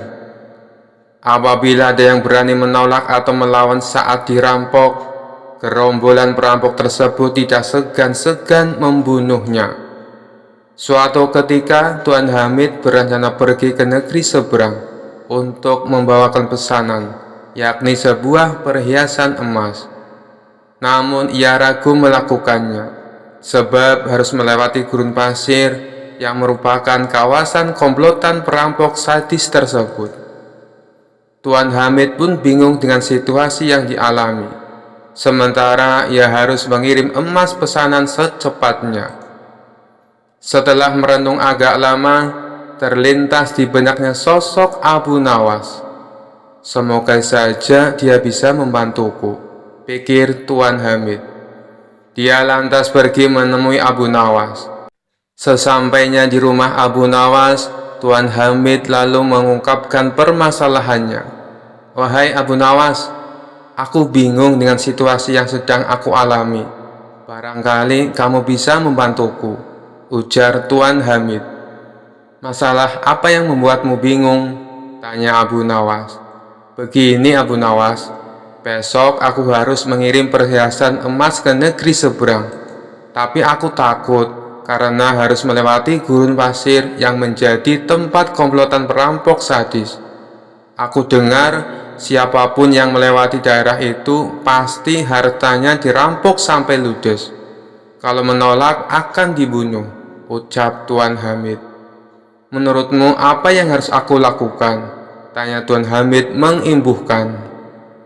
Sejenak Abu Nawas terdiam. Dalam hati ia berkata, "Mereka memang perampok yang sadis. Aku dengar tidak ada yang bisa selamat melewati daerah itu, kecuali dengan pertolongan Allah Subhanahu wa Ta'ala." "Ya sudah, begini saja Tuan Hamid, aku akan membantumu. Biarkan aku yang melakukan tugas itu," ucap Abu Nawas. "Maksudmu, kau yang akan mengantar emasnya?" tanya Tuan Hamid.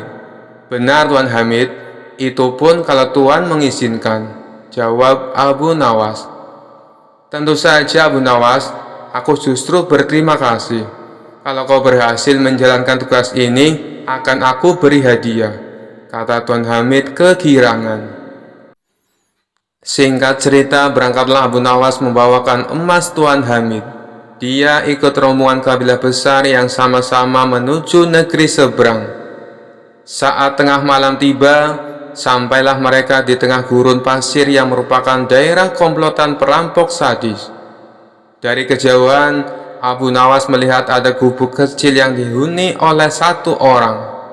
Maka terlintaslah di benaknya sebuah ide untuk menyelamatkan emas yang dibawa.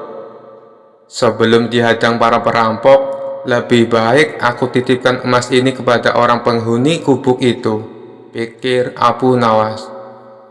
Ia pun segera memisahkan diri dari rombongan dan berjalan menuju gubuk itu. Kawan, bolehkah aku meniti menggarang ini sebentar? Tanya Abu Nawas.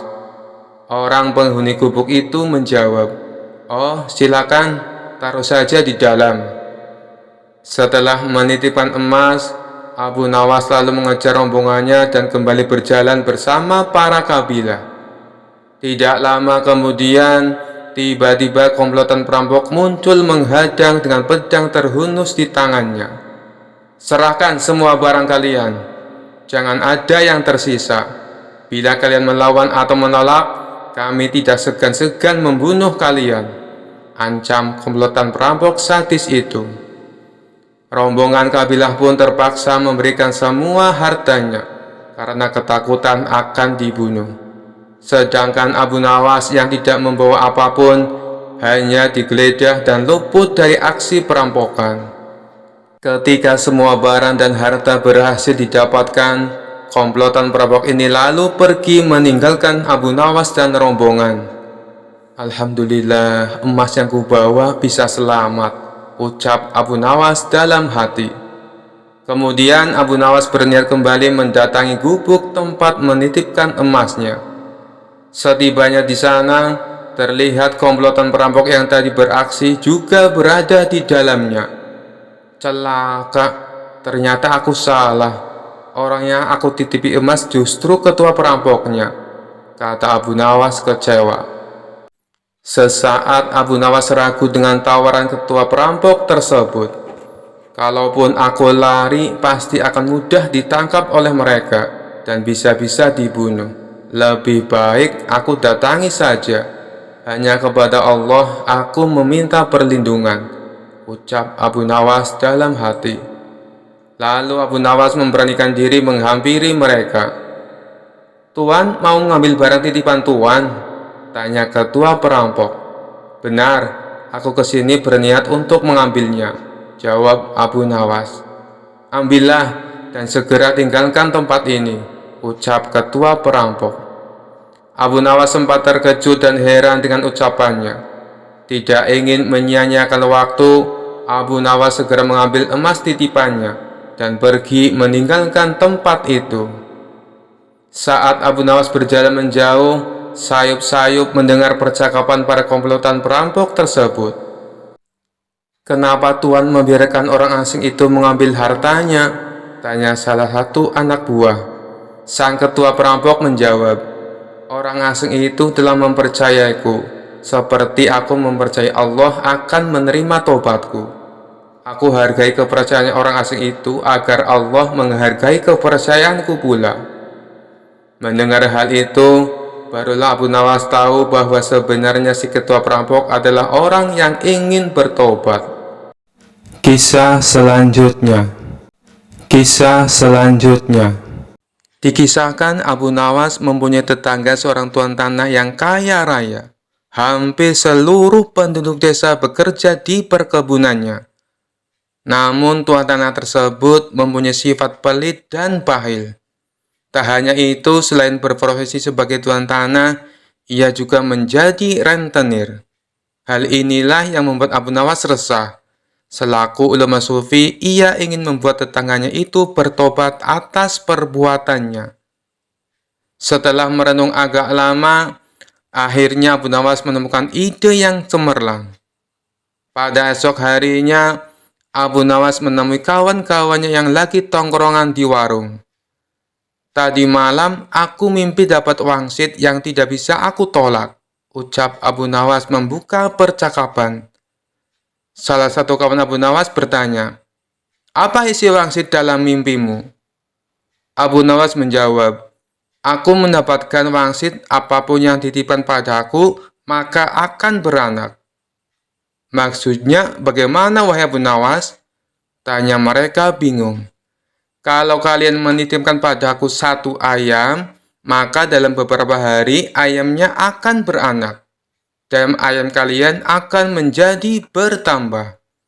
Begitu pula bila kalian menitipkan uang atau aku meminjam uang, maka beberapa hari kemudian uang kalian akan beranak, dan tentunya uang kalian akan bertambah," jelas Abu Nawas. Sebagian kawannya ada yang percaya, ada juga yang tidak percaya. Jangan-jangan ini cuma akal bulus Abu Nawas untuk meminjam uang. "Nanti sore aku akan meminjami 1 ekor kambing kepadamu," ucap salah satu dari mereka. Yang lain menimpali, "Aku akan meminjami uang 2 dinar. Silakan, silakan," dengan senang hati, balas Abu Nawas. Setelah 5 hari berlalu, ternyata benar, kambing dan uang yang dipinjamkan kepada Abu Nawas menjadi beranak. Yang meminjami 1 ekor kambing, dikembalikan Abu Nawas menjadi 3 ekor kambing. Yang meminjami uang 2 dinar, dikembalikan oleh Abu Nawas menjadi 5 dinar. Berita tentang Abu Nawas tersebut tersebar ke seluruh penduduk desa dan sampai ke telinga tuan tanah pelit yang menjadi rentenir. Dengan ditemani beberapa pengawalnya, tuan tanah itu mendatangi rumah Abu Nawas. "Wahai saudaraku Abu Nawas, adakah keperluan yang kau inginkan? Katakan saja, nanti aku bisa meminjamimu," ucap tuan tanah merayu. "Maaf tuan, saat ini saya tak lagi membutuhkan apa-apa," balas Abu Nawas. "Baiklah, nanti kalau kamu perlu apa-apa, datang saja padaku. Jangan sungkan-sungkan," timpal si tuan tanah dengan senyum yang ramah. "Baik tuan, kapan-kapan saya akan ke rumah tuan," ucap Abu Nawas.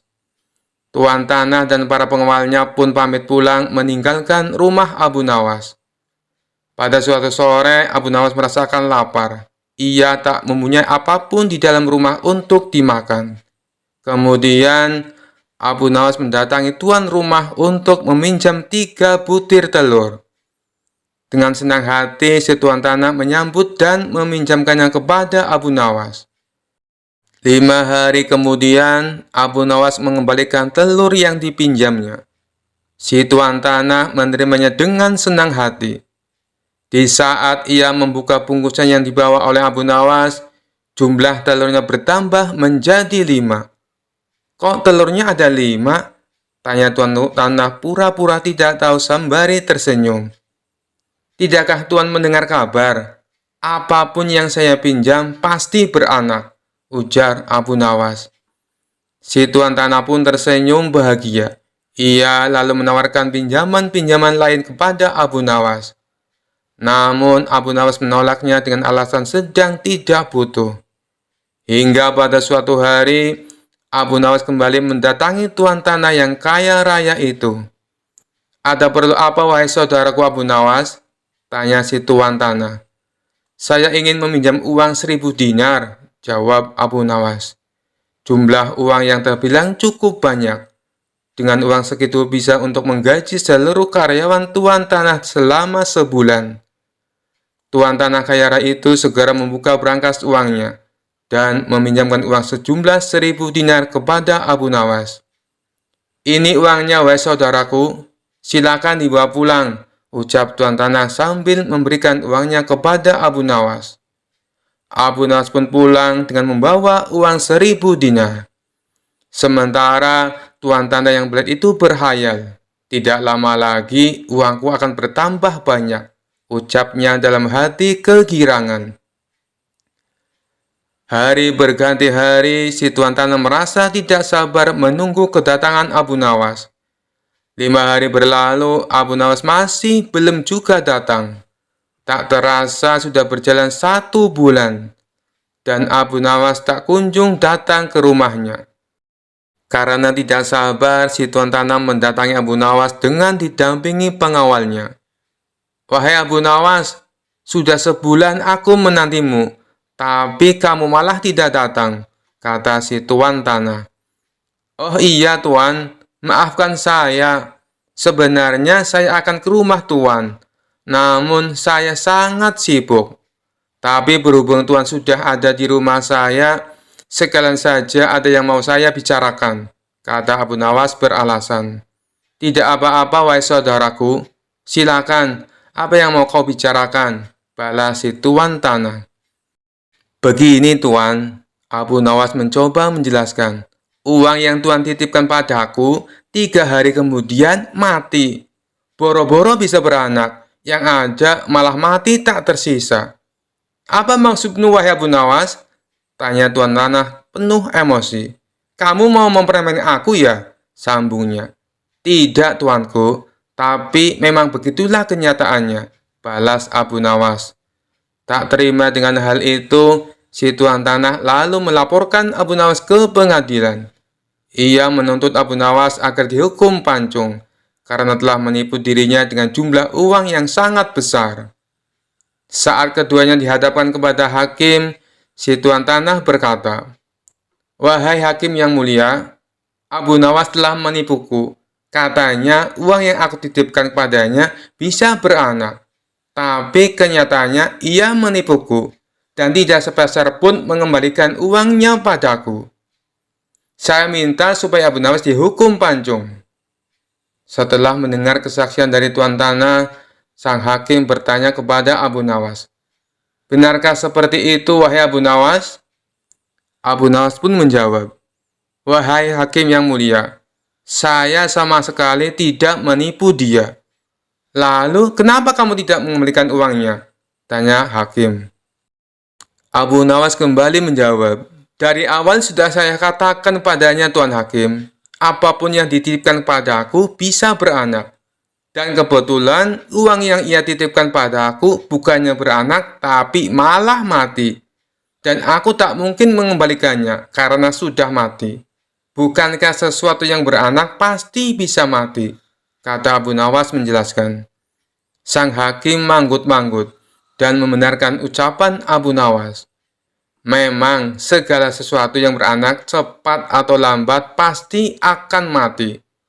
Dengan ini, Abu Nawas dibebaskan dari segala tuduhan dan tidak diwajibkan untuk mengganti rugi. Mendengar keputusan itu, si tuan hakim tanah langsung jatuh pingsan. Ia telah tertipu oleh wataknya sendiri sebagai orang yang gigih dan berprofesi sebagai rentenir. Kisah selanjutnya.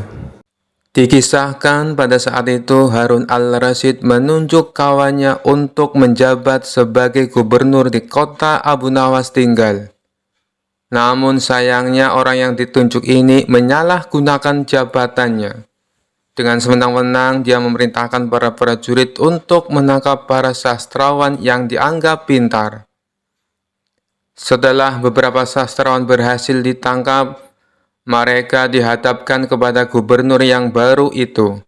Satu persatu di antara mereka ditanya oleh sang gubernur, "Menurutmu, saya gubernur yang adil atau zalim?" tanya sang gubernur. "Anda adalah gubernur yang zalim," jawab sastrawan yang pertama. Sang gubernur terperanjat dengan jawaban tersebut. "Apa alasanmu?" tanya sang gubernur. "Karena Anda telah menangkap kami tanpa sebab," jawab sastrawan pertama. "Prajurit, masukkan dia ke dalam penjara. Besok dia harus dihukum mati," pinta sang gubernur. Sastrawan berikutnya dipanggil dan diberi pertanyaan yang serupa. "Menurutmu, saya gubernur yang adil atau zalim?" tanya sang gubernur. "Tuanku adalah gubernur yang adil," jawab sastrawan yang kedua. "Apa alasanmu?" tanya sang gubernur kembali. Karena tuanku sangat memperhatikan rakyatnya, jawab sastrawan tersebut. Kamu pembohong, prajurit, masukkan dia ke dalam penjara. Besok dia harus dihukum mati, kata sang gubernur. Begitulah seterusnya, apabila dijawab adil ataupun zalim, sang gubernur tetap memberikan hukuman mati pada para sastrawan. Kemudian beberapa sastrawan yang belum tertangkap mendatangi rumah Abu Nawas. Tolonglah kami Abu Nawas, beberapa kawan kita dijatuhi hukuman mati, kata mereka penuh khawatir. Abu Nawas terkejut mendengarnya. Kenapa gubernur melakukan hal itu? Bagaimana ceritanya? Tanya Abu Nawas heran. Kami sendiri tidak tahu Abu Nawas. Tanpa sebab, gubernur yang baru menangkapi para sastrawan di kota kita. Lalu mereka ditanya satu persatu, apakah dia gubernur yang adil atau zalim? Bila jawabannya zalim, akan dihukum mati. Bila jawabannya adil, juga tetap akan dihukum mati, kata mereka menjelaskan. Pasti gubernur sakit, dia sudah tidak waras, ucap Abu Nawas. Itulah kenapa kita ke sini Abu Nawas. Kita mendatangimu agar kau menyelamatkan kawan-kawan kita. Sebab rencananya besok kawan-kawan kita akan dihukum mati, tutur mereka. Baiklah, aku akan ke istana gubernur sekarang juga. Kalian pulanglah, ucap Abu Nawas. Maka berangkatlah Abu Nawas ke istana. Sesampainya di tempat gubernur, Abu Nawas langsung menghadap sang gubernur. Melihat kehadiran Abu Nawas, sang gubernur langsung emosi. Ngapain kau datang ke istanaku? Tanya sang gubernur.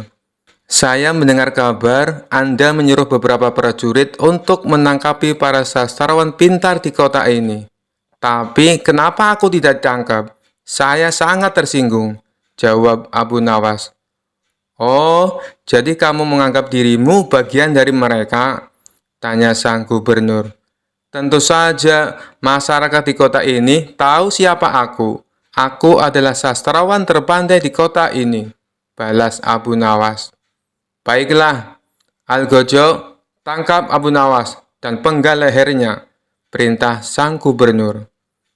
Tunggu dulu, sebelum leherku dipenggal, perintahkan Algojomu agar jangan sampai merusak rambutku, sebab aku baru saja keluar dari tukang cukur, sahut Abu Nawas.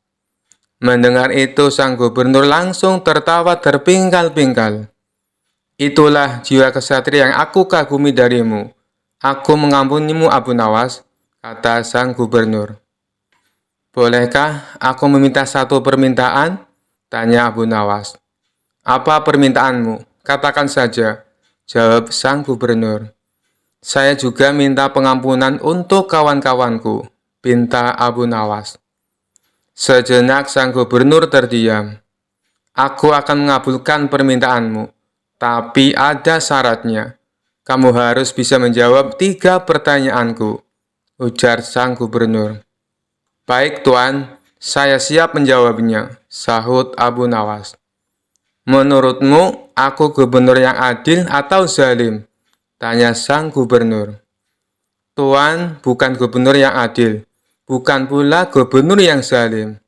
Orang-orang yang zalim itu adalah kita, sedangkan Tuan adalah pedang keadilan yang membalas kezaliman, jawab Abu Nawas. Luar biasa, jawabanmu sungguh menakjubkan Abu Nawas. Sekarang pertanyaan yang kedua. Mana yang lebih bermanfaat, matahari atau bulan? Tanya sang gubernur. Matahari terbit di siang hari bersamaan dengan terangnya dunia. Maka menurutku matahari kurang bermanfaat.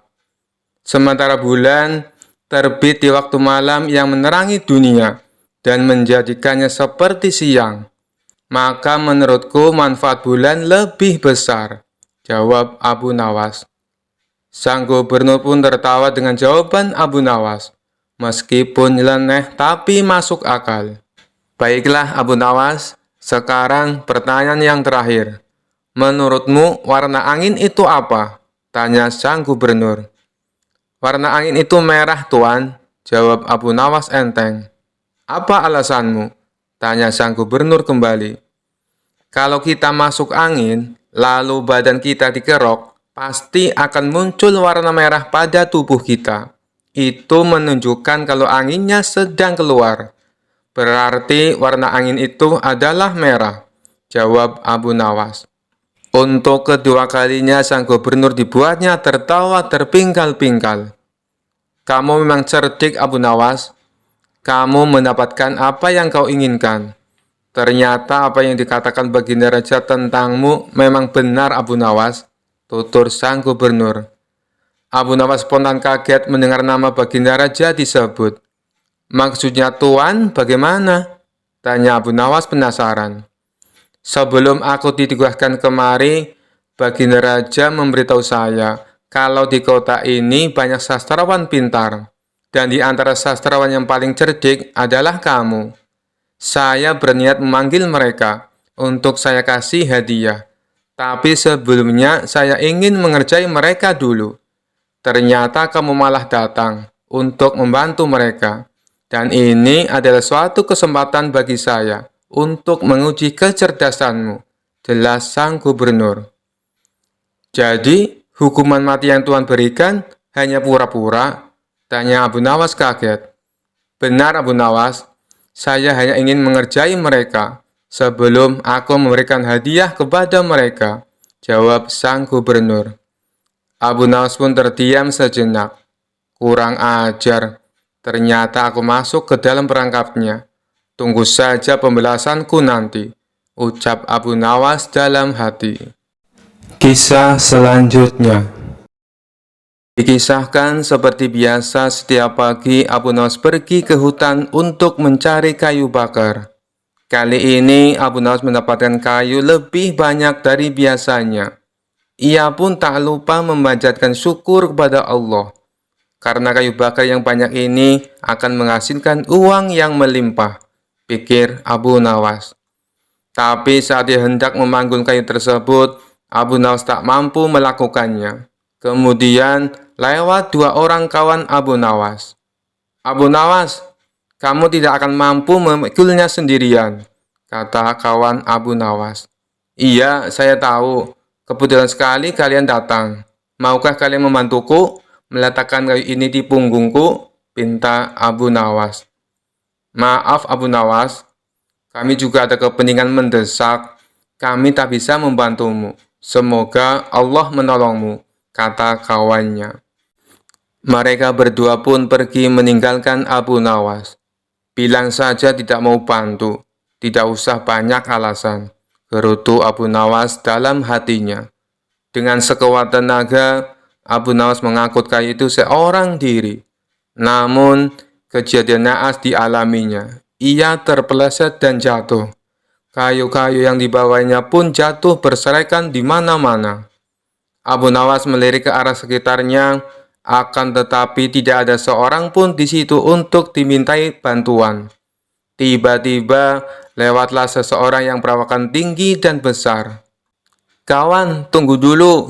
Sudikah engkau membantuku mengumpulkan kayu bakar yang berserakan dan meletakkannya di punggungku? Pinta Abu Nawas. Upah apa yang akan kau berikan bila aku membantumu?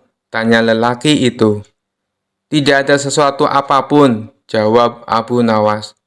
Baiklah, balas lelaki tersebut dengan tersenyum. Ia lalu membantu Abu Nawas mengumpulkan kayu yang berserakan dan meletakkannya di punggung Abu Nawas. Kemudian, Abu Nawas melanjutkan perjalanannya menuju pasar. Dari hasil penjualan kayunya, Abu Nawas mendapatkan uang yang cukup banyak. Saat dia hendak pulang, tiba-tiba ia dihadang lelaki yang telah menolongnya. Lelaki itu menjulurkan tangannya sambil berkata, "Mana upahku?" kata pria penolong Abu Nawas. "Upah yang mana?" tanya Abu Nawas dengan herannya. "Bukannya tadi kamu mengatakan akan memberiku upah?" balas lelaki tersebut. Maka terjadilah percekcokan di antara mereka berdua. Karena tidak ada yang mau mengalah, lalu mereka sepakat untuk membawa masalah ini ke hadapan Tuan Hakim. Singkat cerita, Sampailah mereka berdua di hadapan Tuan Hakim. Mereka lalu mengadukan masalahnya pada Tuan Hakim. Abu Nawas sudah berjanji akan memberi saya upah, tapi ketika saya minta, dia tidak mau memberikannya, ujar lelaki itu. Benar begitu, Abu Nawas? Tanya Tuan Hakim. Ya, benar. Tapi saya menjawabnya tidak ada sesuatu apapun. Namun, dia memaksa saya untuk memberikan upah. Kata Abu Nawas membela diri. Apapun janjimu, kamu harus memberikannya, Abu Nawas. Saya kira ini adalah keputusan yang adil untuk kalian berdua, tutur Tuan Hakim. Mendengar keputusan Dewan Hakim, Abu Nawas hanya terdiam. Ia pun mulai menangkap maksud dari ucapan Tuan Hakim. Baiklah, Tuan Hakim, saya akan memberikan dia upah sesuai dengan janji saya, ucap Abu Nawas. Abu Nawas lalu mengambil kantong kosong di sakunya dan memberikannya kepada lelaki tersebut. Betapa girangnya lelaki itu, ia segera meraih kantong dari Abu Nawas dan tangannya merogoh ke dalam kantong itu. Menyadari bahwa itu adalah kantong kosong, lelaki tersebut menjadi marah. Apa-apaan ini, Abu Nawas? Menipu, Tuan Hakim. Ia memberikan kantong kosong, tanya lelaki itu mengadu. Apa isi kantong itu? Tanya Tuan Hakim. Tidak ada sesuatu apapun, Tuan Hakim, jawab lelaki tersebut. Kalau begitu, Abu Nawas berarti sudah membayar upahnya. Bukankah Abu Nawas menjawab kalau upahnya adalah tidak ada sesuatu apapun? Jelas, Tuan Hakim. Dengan ini, permasalahan kalian saya anggap selesai. Silahkan kalian berdua pulang ke rumah masing-masing, ucap Tuan Hakim. Kisah selanjutnya. Dikisahkan Abu Nawas mempunyai tetangga seorang ateis. Ateis merupakan keyakinan yang tidak mempercayai adanya Tuhan. Meskipun demikian, Abu Nawas tetap menghormati tetangganya yang ateis itu. Apabila Abu Nawas mendapatkan rezeki yang berlebih, ia selalu berbagi dengan para tetangga, termasuk tetangganya yang ateis itu. Begitupun sebaliknya, tetangganya yang ateis itu selalu berbagi kepada Abu Nawas jika dia mendapat rezeki yang banyak. Mereka hidup rukun dan saling menghormati, meskipun keyakinan mereka berbeda. Namun ada satu hal yang membuat tetangga ateis ini kesal dengan perilaku Abu Nawas. Pasalnya, setiap orang ateis ini akan berangkat kerja, Abu Nawas selalu berkata padanya, "Alhamdulillah," saat melewati depan rumahnya. Sebenarnya ucapan tersebut bukan untuk mengolok-olok tetangganya yang ateis itu. Hal itu karena Abu Nawas selalu mengatakan Alhamdulillah kepada siapa saja yang lewat di depan rumahnya, dan sudah menjadi kebiasaannya. Lama-kelamaan tetangga ateis ini merasa tidak nyaman dan terganggu dengan ucapan tersebut.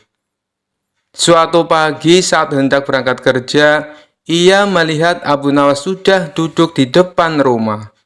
Saat dirinya melintas tepat di depan rumah Abu Nawas sambil tersenyum, terdengar ucapan Alhamdulillah. Marahlah tetangga ateis itu. "Tidak ada Tuhan," teriaknya dengan mata melotot. Abu Nawas pun terkejut melihat tetangganya yang tiba-tiba marah. "Hei kawan, kenapa kau begitu emosi? Apa salah saya?" tanya Abu Nawas heran. "Aku tidak suka dengan ucapanmu. Jangan ucapkan kata-kata itu di depanku," bentak orang ateis itu. Karena tak ingin ribut dengan tetangganya, Abu Nawas memilih untuk mengalah. "Baiklah kawan, saya tidak akan mengulanginya lagi," ucap Abu Nawas. Akibat kejadian itu, hubungan antara mereka pun menjadi renggang. Sebenarnya Abu Nawas sudah berusaha untuk tetap menjalin silaturahim, namun tetangga ateis itu justru malah menjauhinya. Pada suatu malam, Abu Nawas merasakan sangat lapar. sedangkan dirinya tak punya uang sepeser pun untuk membeli makanan. Selepas sholat Isya, Abu Nawas berdoa, "Ya Allah, saya sedang mengalami masa yang sulit. Saya tidak punya uang, juga tidak punya pekerjaan. Berilah saya rezeki ya Allah. Malam ini saya sangat lapar. Saya membutuhkan makanan," ucap Abu Nawas dalam doanya. Rupanya doa Abu Nawas ini didengar oleh tetangganya yang ateis. Maka muncullah pikiran jahil di benak sang ateis. Aku akan mengerji Abu Nawas, sekaligus membuktikan bahwa Tuhannya tidak bisa memberinya makan, pikir tetangga ateis itu. Kemudian tetangga ateis itu pergi ke warung untuk membeli beberapa potong roti. Lalu dimasukkannya ke kantong yang besar. Ia juga menyelipkan kertas di dalamnya, di mana kertas itu terdapat tulisan, "Ini bukan dari Tuhanmu, ini dari tetanggamu yang ateis," tulisnya. Sepulangnya dari warung, ia meletakkan kantong besar tersebut tepat di depan pintu rumah Abu Nawas. Tetangga ateis itu lalu mengetuk pintu rumah Abu Nawas dan langsung bersembunyi di balik semak-semak. Ia penasaran dengan reaksi Abu Nawas ketika menerima hadiah darinya. Sementara Abu Nawas yang sedang khusyuk berdoa menghentikan doanya karena ia mendengar pintu rumahnya diketuk. Saat Abu Nawas membuka pintu, ia terkejut melihat ada kantong besar di depan rumahnya. Karena penasaran, ia segera membuka kantong tersebut dan dibuka. Ternyata isinya beberapa roti yang lezat. Abu Nawas langsung bersujud sebagai tanda rasa syukurnya. "Alhamdulillah ya Allah," ucap Abu Nawas setengah teriak. Namun tiba-tiba ia menemukan secari kertas yang berada di antara tumpukan roti. "Ini bukan dari Tuhanmu, ini dari tetanggamu yang ateis." Sejenak Abu Nawas terdiam. Dia pasti sedang mengawasiku dari suatu tempat. Dia mencoba menggoda keyakinanku, pikir Abu Nawas. Dengan suara lantang Abu Nawas berteriak, "Terima kasih ya Allah, Engkau telah mengirimku makanan melalui setan, dan setan itu pula yang membayar semua makanan ini." Tetangga ateis tersebut tentu saja menjadi kecewa. Ia tak menyangka disebut setan oleh Abu Nawas. "Dasar kurang ajar, bukannya berterima kasih kepada aku, tapi justru berterima kasih kepada Tuhannya. Malah aku disebut sebagai setan," gerutunya dalam hati. Kisah selanjutnya. Mungkin yang kita tahu selama ini, Abu Nawas dikenal sebagai tokoh sufi yang nyeleneh dari kota Baghdad. Namun ternyata dia juga adalah seorang ulama sufi yang sangat menguasai ilmu agama. Di sela-sela kesibukannya bolak-balik ke istana, Abu Nawas selalu menyempatkan waktu untuk mengajar murid-muridnya. Ia juga sering kedatangan tamu yang bertujuan hanya untuk bertanya tentang masalah agama. Suatu ketika, saat Abu Nawas sedang mengajar, datanglah seorang tamu pertama menghadap Abu Nawas. "Wahai Tuan Abu Nawas, manakah yang lebih utama? Orang yang mengerjakan dosa-dosa besar atau orang yang mengerjakan dosa-dosa kecil?" Abu Nawas menjawab, "Yang lebih utama adalah orang yang mengerjakan dosa-dosa kecil." "Mengapa demikian, wahai Tuan Abu Nawas?" tanya tamu itu kembali. "Sebab lebih mudah diampuni oleh Tuhan," balas Abu Nawas.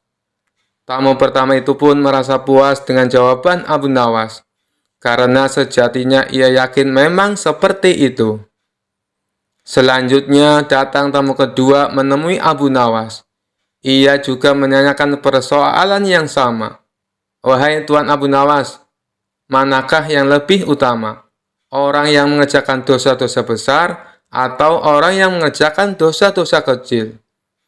Abu Nawas menjawab, "Orang yang tidak mengerjakan keduanya." "Mengapa demikian, wahai Tuan Abu Nawas?" tanya tamu itu kembali. dengan tidak mengerjakan keduanya tentu tidak memerlukan pengampunan dari Tuhan, jawab Abu Nawas.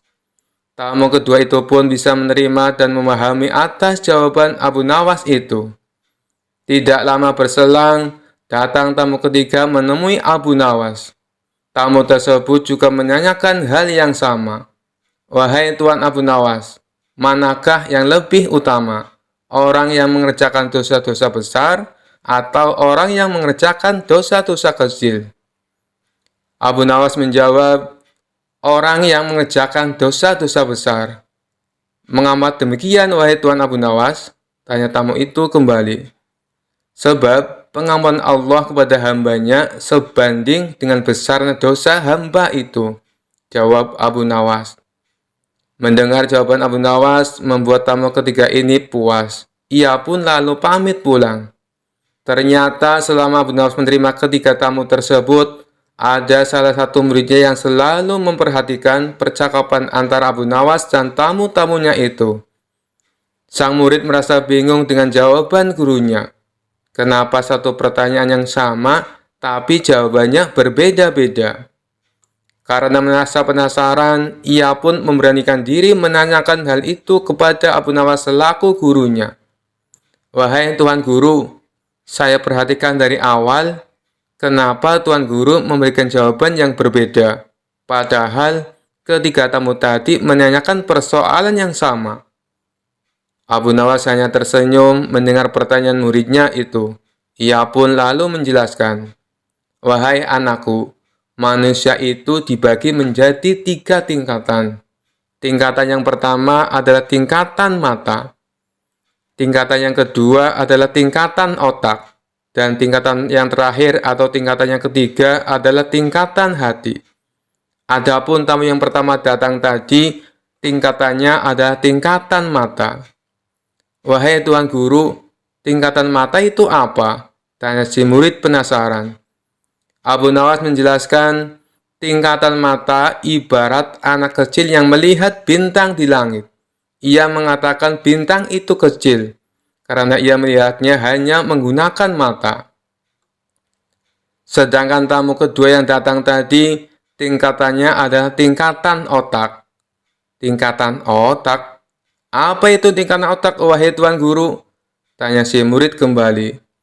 Tingkatan otak ibarat orang pandai yang melihat bintang. Ia pasti akan mengatakan bintang itu besar, karena ia memang memiliki pengetahuan, jawab Abu Nawas. Dan tamu yang terakhir datang tadi atau tamu yang ketiga, dia tingkatannya adalah tingkatan hati, lanjut Abu Nawas. Lalu, apa itu tingkatan hati, wahai Tuan Guru? Tanya si murid. Tingkatan hati ibarat orang pandai dan mengerti, yang melihat bintang di langit. Ia tetap akan mengatakan bintang itu kecil, walaupun ia tahu bahwa bintang itu sebenarnya adalah besar. Karena bagi orang yang mengerti, tidak ada sesuatu apapun yang besar, melainkan dengan kemahabesaran Allah Subhanahu wa Ta'ala, jawab Abu Nawas. Setelah mendengar semua penjelasan gurunya itu, si murid menjadi paham kalau gurunya memberi jawaban sesuai dengan kapasitas orang yang bertanya. Itulah kenapa satu pertanyaan menghasilkan 3 jawaban yang berbeda-beda. Kisah selanjutnya. Diceritakan ada seorang pertapa suci yang ingin menyadarkan Abu Nawas akan tingkah konyolnya. Menurut dia, apa yang dilakukan oleh Abu Nawas tidaklah mencerminkan manusia yang memiliki etika moral kesopanan. Dia juga ingin menunjukkan bahwa keyakinan yang dianutnya selalu mengedepankan etika normal kesopanan. Tujuan si pertapa suci melakukan hal itu tidak lain dan tidak bukan supaya Abu Nawas tertarik dan mengikuti keyakinannya. Singkat cerita, maka berangkatlah si pertapa suci ke rumah Abu Nawas. Sesampainya di sana, ia langsung mengetuk pintu rumah Abu Nawas. Tatkala Abu Nawas membukanya, ia terkejut melihat seorang pertapa suci datang berkunjung. Lalu Abu Nawas mempersilahkan masuk dan menanyakan maksud tujuan kedatangannya. Si Pertapa Suci secara terang-terangan mengatakan bahwa dirinya ingin mengajari Abu Nawas tentang etika norma kesopanan dalam bermasyarakat.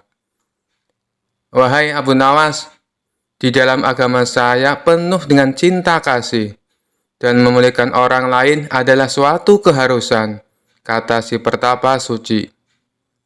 Begini Tuan, meskipun saya seorang Muslim, saya tetap akan menghormati keyakinan Anda, dan saya tetap akan memuliakan Anda sebagai tamu saya, balas Abu Nawas. Rupanya di sepanjang obrolannya si Pertapa Suci tak henti-hentinya mendoktrin Abu Nawas untuk ikut ke dalam keyakinannya. Melihat gelagat seperti itu, Abu Nawas malah menggunakan kesempatan tersebut untuk mengerjai si Pertapa Suci, tentunya dengan cara-cara yang konyol. Bagaimana kalau kita makan dulu? Tawar Abu Nawas. Oh, baiklah, saya juga sudah lapar, balas Pertapa Suci. Abu Nawas lalu membawakan 2 piring kosong dan 1 nampan yang berisi 2 daging, di mana kedua daging tersebut yang satu berukuran kecil dan satunya lagi berukuran besar. Kemudian Abu Nawas memberikan piring kosong untuk Pertapa Suci dan untuk dirinya. Setelah itu, Abu Nawas mengambilkan daging kecil ditaruh di piringnya si Pertapa Suci, sedangkan untuk dirinya adalah daging yang besar. Bukan begitu cara yang benar, wahai Abu Nawas. Itu tidak sopan dan tidak beretika, tutur Pertapa Suci. Berarti caraku ini salah, tanya Abu Nawas berpura-pura. Ya Abu Nawas, itulah tujuanku ke sini untuk mengajarimu bagaimana cara yang benar menghormati seorang tamu, jawab Pertapa Suci. Oh, begitu ya, balas Abu Nawas sambil mengembalikan kedua dagingnya ke nampan. Boleh aku bertanya? Apa yang kau lakukan jika kau menjadi aku? Tanya Abu Nawas lagi.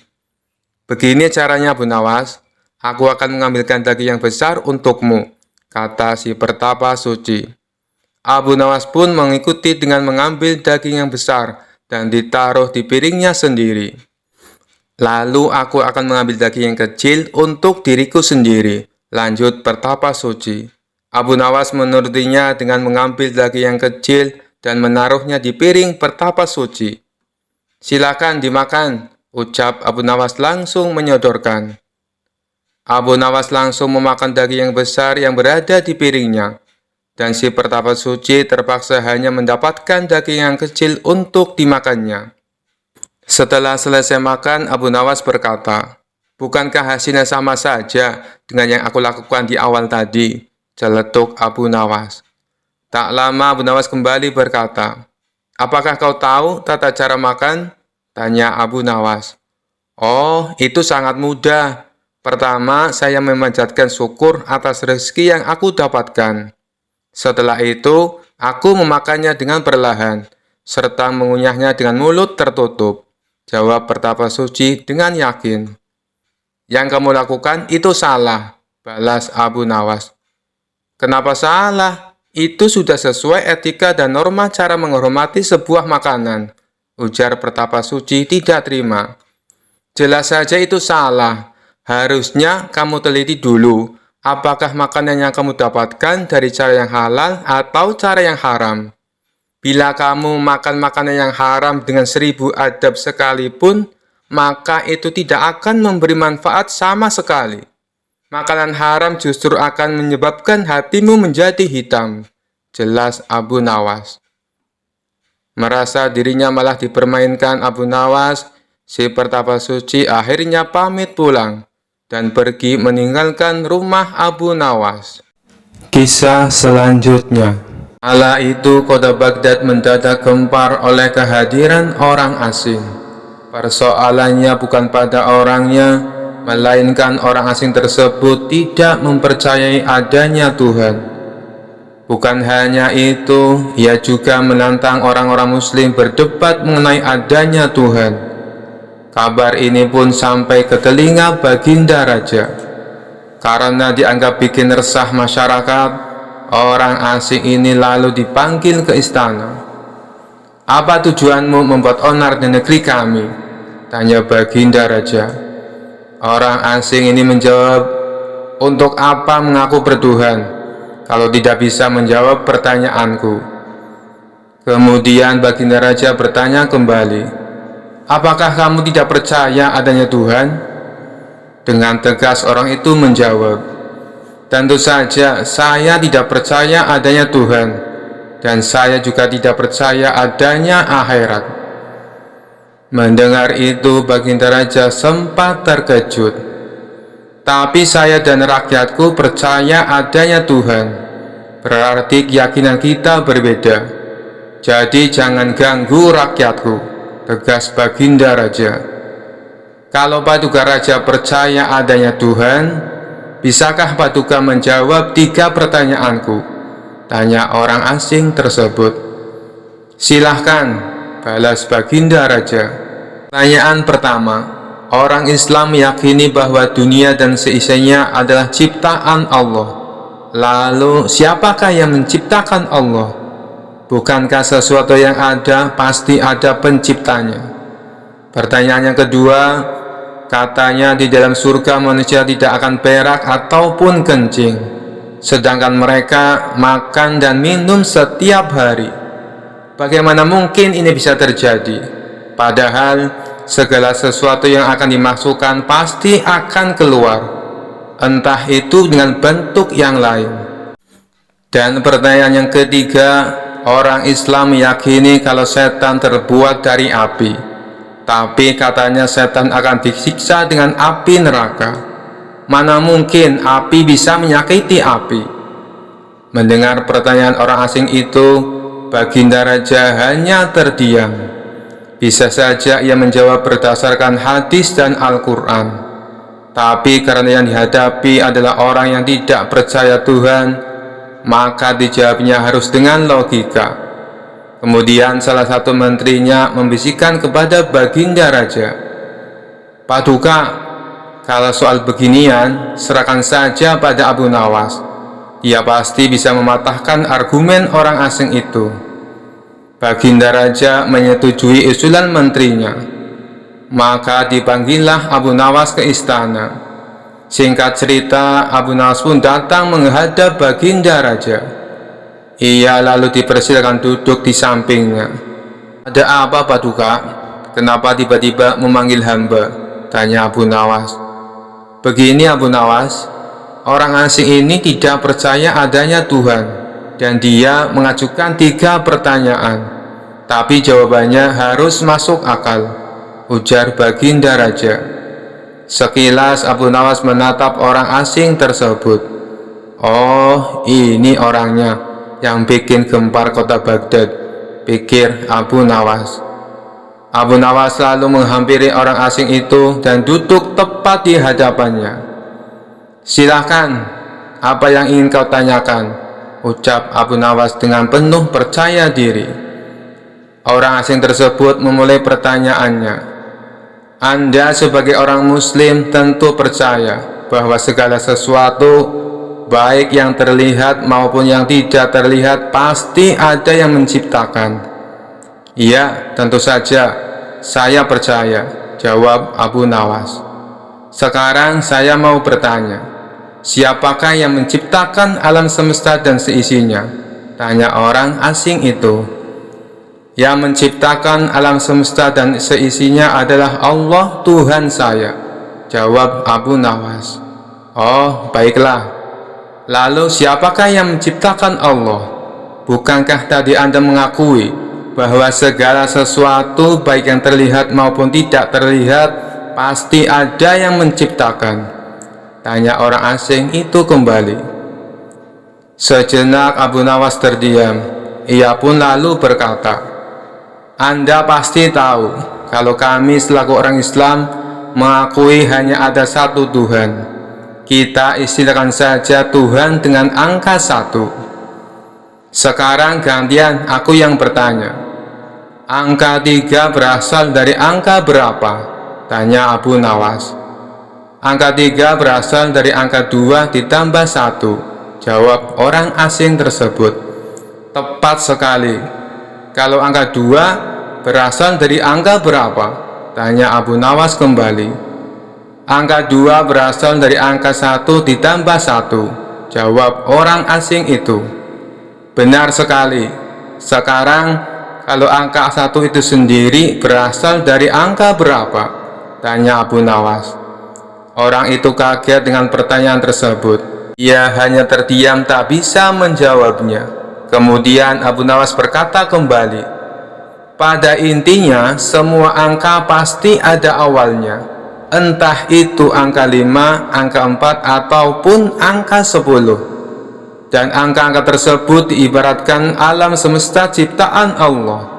Apabila kamu bertanya siapa yang menciptakan Allah, sama halnya saya bertanya dari mana angka 1 itu ada.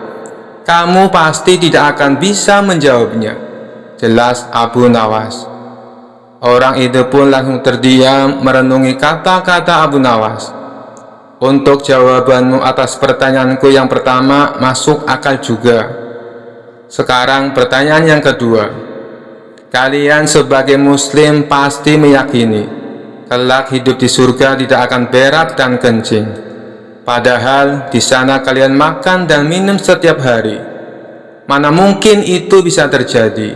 Jelaskan padaku, tanya orang asing tersebut. Baik, akan saya jelaskan. Selama kamu dalam kandungan rahim ibumu, tentunya kamu makan dan minum, bukan? Karena menurut ilmu medis, seorang janin memakan sesuatu yang dimakan ibunya. Lalu ketika kamu dalam kandungan ibumu selama 9 bulan, apakah kamu pernah berak ataupun kencing? Untuk kedua kalinya pertanyaan orang asing itu bisa dijawab dengan mudah oleh Abu Nawas. Baik, jawabanmu masuk akal. Sekarang pertanyaan terakhir. Kalian sebagai muslim pasti meyakini kalau setan terbuat dari api dan neraka juga terbuat dari api. Tapi yang membuat saya heran, katanya setan akan disiksa dengan api neraka. Mana mungkin api bisa menyakiti api? Itu hal konyol yang pernah saya dengar, ujar orang asing tersebut. Bisakah kamu menjelaskannya? Tanyanya kemudian. Sebelum aku menjawab pertanyaan yang terakhir, aku ingin kita saling berjanji. Apapun jawabannya, kamu tidak boleh marah, pinta Abu Nawas. Tentu saja saya tidak akan marah, apalagi kalau jawabannya masuk akal, balas orang asing tersebut. Tiba-tiba Abu Nawas menampar pipi orang asing itu dengan sangat keras. Baginda Raja dan orang-orang yang hadir terkejut dibuatnya. Hei, apa-apaan ini? Kalau tidak bisa menjawab, jangan emosi, apalagi sampai main pukul kayak gini, protes orang asing itu. Siapa yang emosi? Itu tadi adalah jawaban saya. Apakah tadi kamu merasakan sakit? Tanya Abu Nawas. Tentu saja saya sakit, jawab orang itu sambil memegang pipinya. Coba kamu perhatikan tangan saya. Bukankah tangan saya terbuat dari tulang dan daging? Begitu juga dengan pipi kamu. Tapi ketika tangan saya ditamparkan ke pipi kamu langsung kesakitan. Itulah gambaran sederhana. Kalau api neraka bisa menyakiti setan, setan pasti akan merasa kesakitan meskipun ia sama-sama terbuat dari api, kata Abu Nawas menjelaskan. Orang tersebut lalu terdiam. Ia tak bisa membantah argumen Abu Nawas. Sementara Baginda Raja dan orang-orang istana kagum atas kecerdikan Abu Nawas. Kisah selanjutnya. Dikisahkan di suatu daerah di kota Baghdad terdapat sumur angker dihuni oleh jin yang jahat. Setiap malam terdengar suara menakutkan dan suara-suara aneh yang berasal dari sumur tersebut. Meskipun demikian, kedalaman sumur tersebut hanya sekitar 1 meter dan tidak ada airnya sama sekali. Namun karena saking angkernya, sehingga banyak warga sekitar tak berani mendekatinya. Suatu kali datang seorang tamu ke rumah Abu Nawas. Ia bernama Abu Jahil. Kemudian ia mengadukan masalah tentang sifat sang istri yang sangat cerewet. Gimana caranya Abu Nawas supaya istriku tidak ngomel-ngomel terus? Tanya Abu Jahil kepada Abu Nawas. Kalau soal itu, aku juga tidak tahu Abu Jahil. Istriku juga sama cerewetnya, jawab Abu Nawas. Masa kamu tidak tahu? Kamu kan terkenal cerdik Abu Nawas, ujar Abu Jahil. Baiklah, kalau kamu mau, bawa saja istrimu ke sumur tua yang angker. Lalu kamu jatuhkan dia ke dalamnya, saran Abu Nawas. Maksudmu sumur tua yang dihuni jin jahat itu?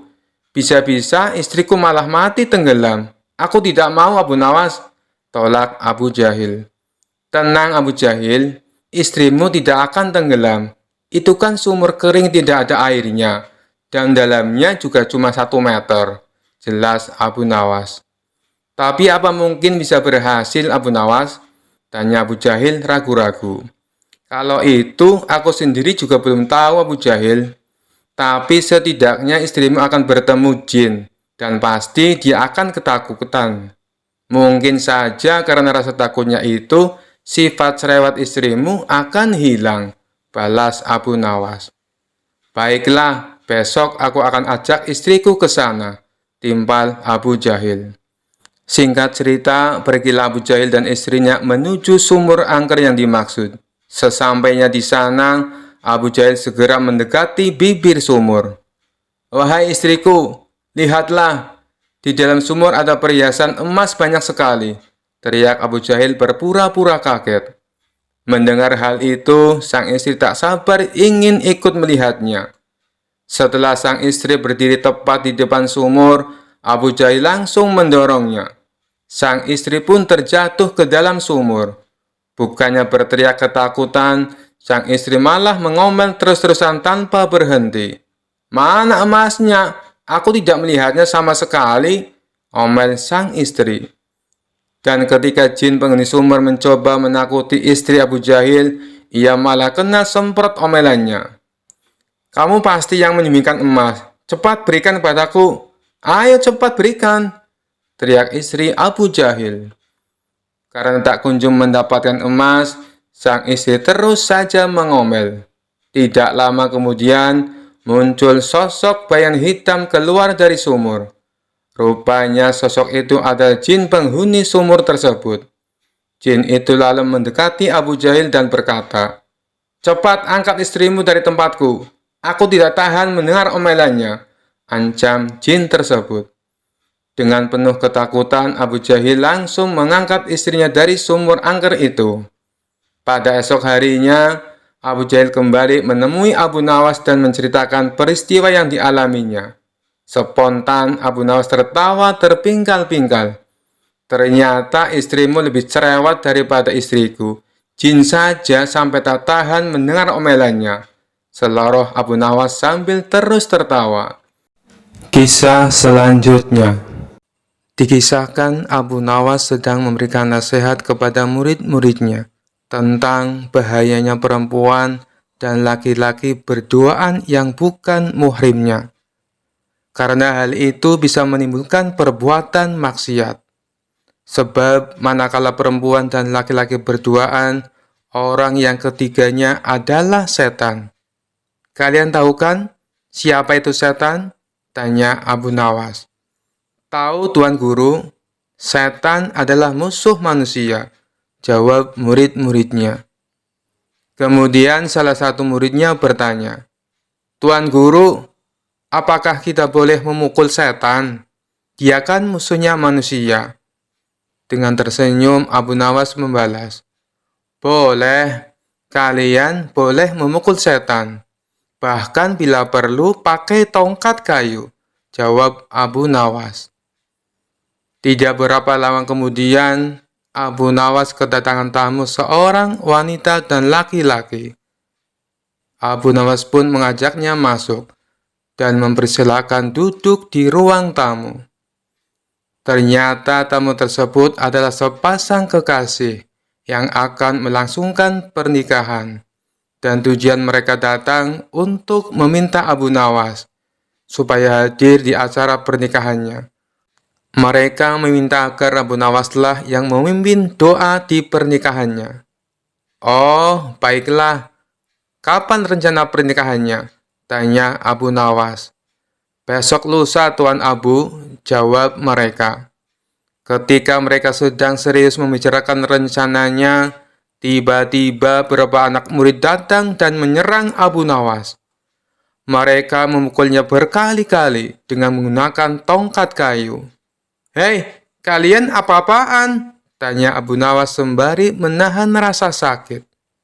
"Kami sedang memukul setan, Tuan Guru," jawab muridnya serempak.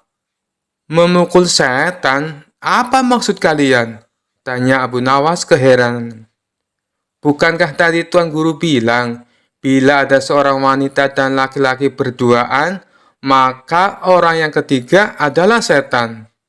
Tuan Guru juga bilang, katanya kami boleh memukul setan. Bahkan kalau perlu, pakai tongkat kayu," ujar salah satu muridnya. Seketika Abu Nawas menepuk jidat dan berkata, "Aduh, kalian pikir aku ini setan? Bukan begitu maksud saya," tutur Abu Nawas yang tengah menahan rasa sakitnya. Kisah selanjutnya. Suatu hari, istana Baginda Raja kedatangan tamu sekelompok orang Syiah. Tujuan mereka adalah ingin menantang debat agama kepada para ulama di kota itu. Sebagai tuan rumah yang baik, tentu Baginda Raja menyambutnya dengan ramah. Setelah mereka dipersilahkan duduk, salah satu dari mereka berkata, "Maaf Paduka yang mulia, bukannya kami bermaksud kurang ajar, tapi kami hanya ingin menguji sampai seberapa tinggi ilmu agama para ulama di kota ini." Baginda Raja membalas, "Oh, tidak apa-apa.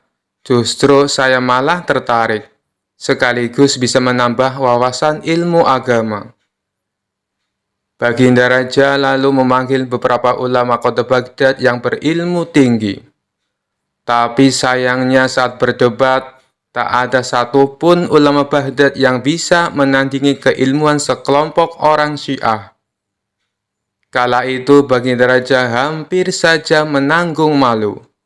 Pasalnya para ulama yang ia andalkan harus menelan kekalahan.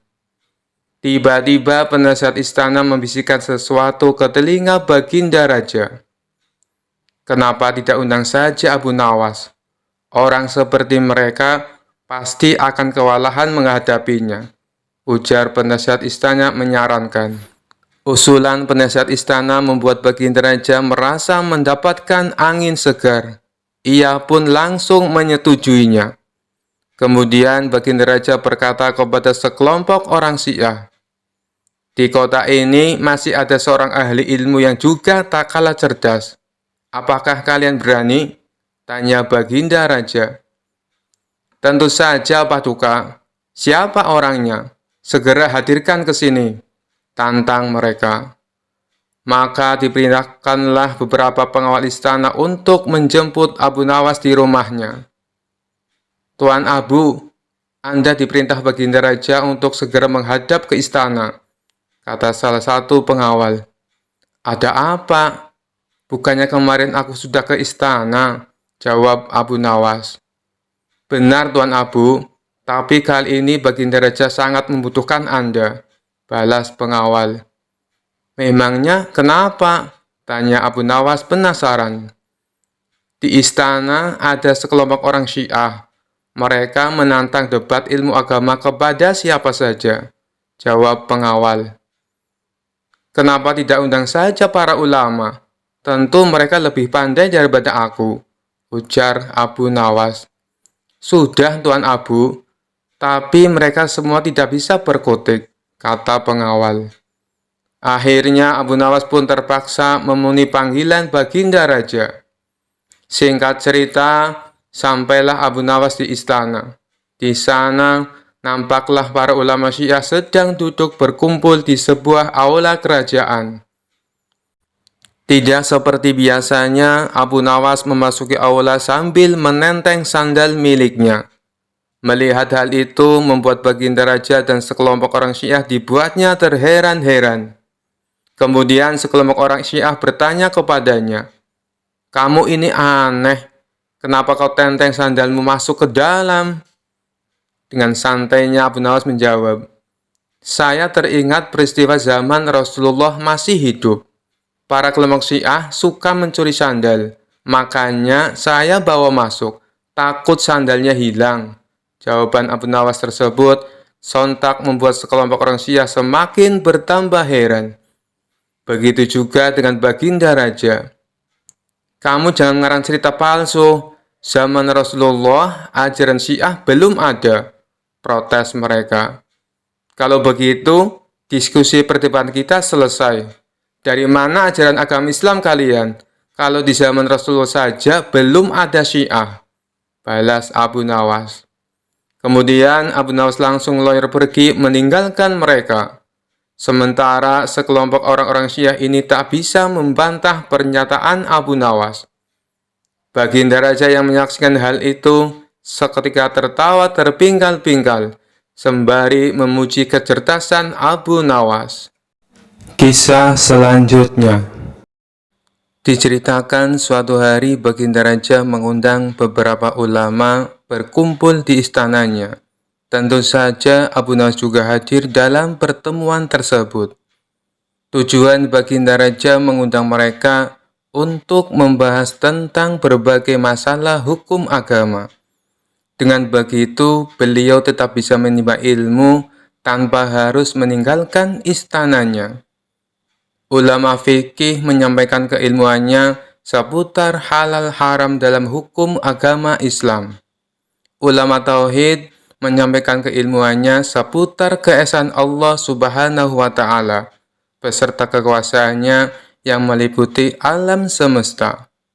Begitu juga dengan ulama yang lainnya. Setelah masing-masing ulama menyampaikan ilmu sesuai bidangnya, tibalah giliran Abu Nawas. Dikarenakan bingung harus menyampaikan apa, Abu Nawas pun berkata, "Ampun Paduka yang mulia, apa yang ingin Paduka dengar dari hamba? Hamba rasa para ulama ini sudah menyampaikan semuanya."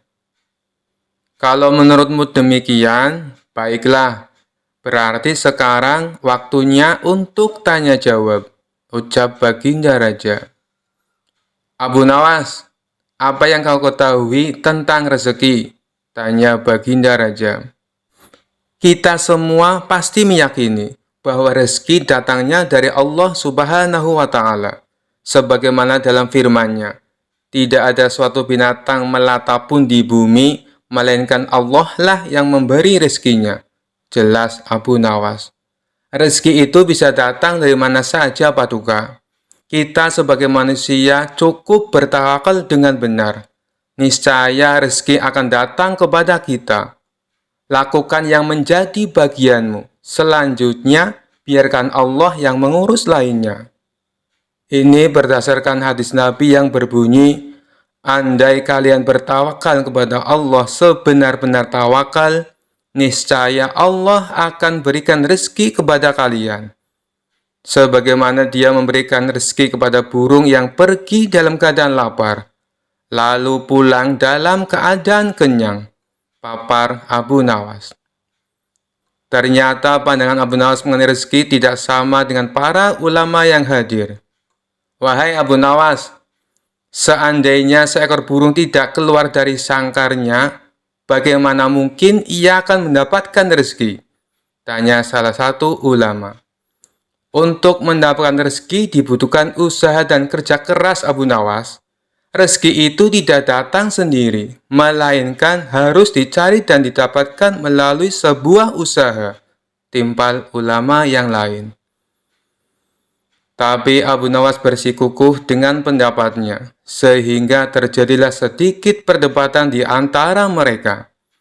Tidak ingin debat berkepanjangan, Abu Nawas lalu berkata, "Begini saja, besok kita berkumpul lagi di sini Buktikan pendapat kalian di hadapan Paduka Raja.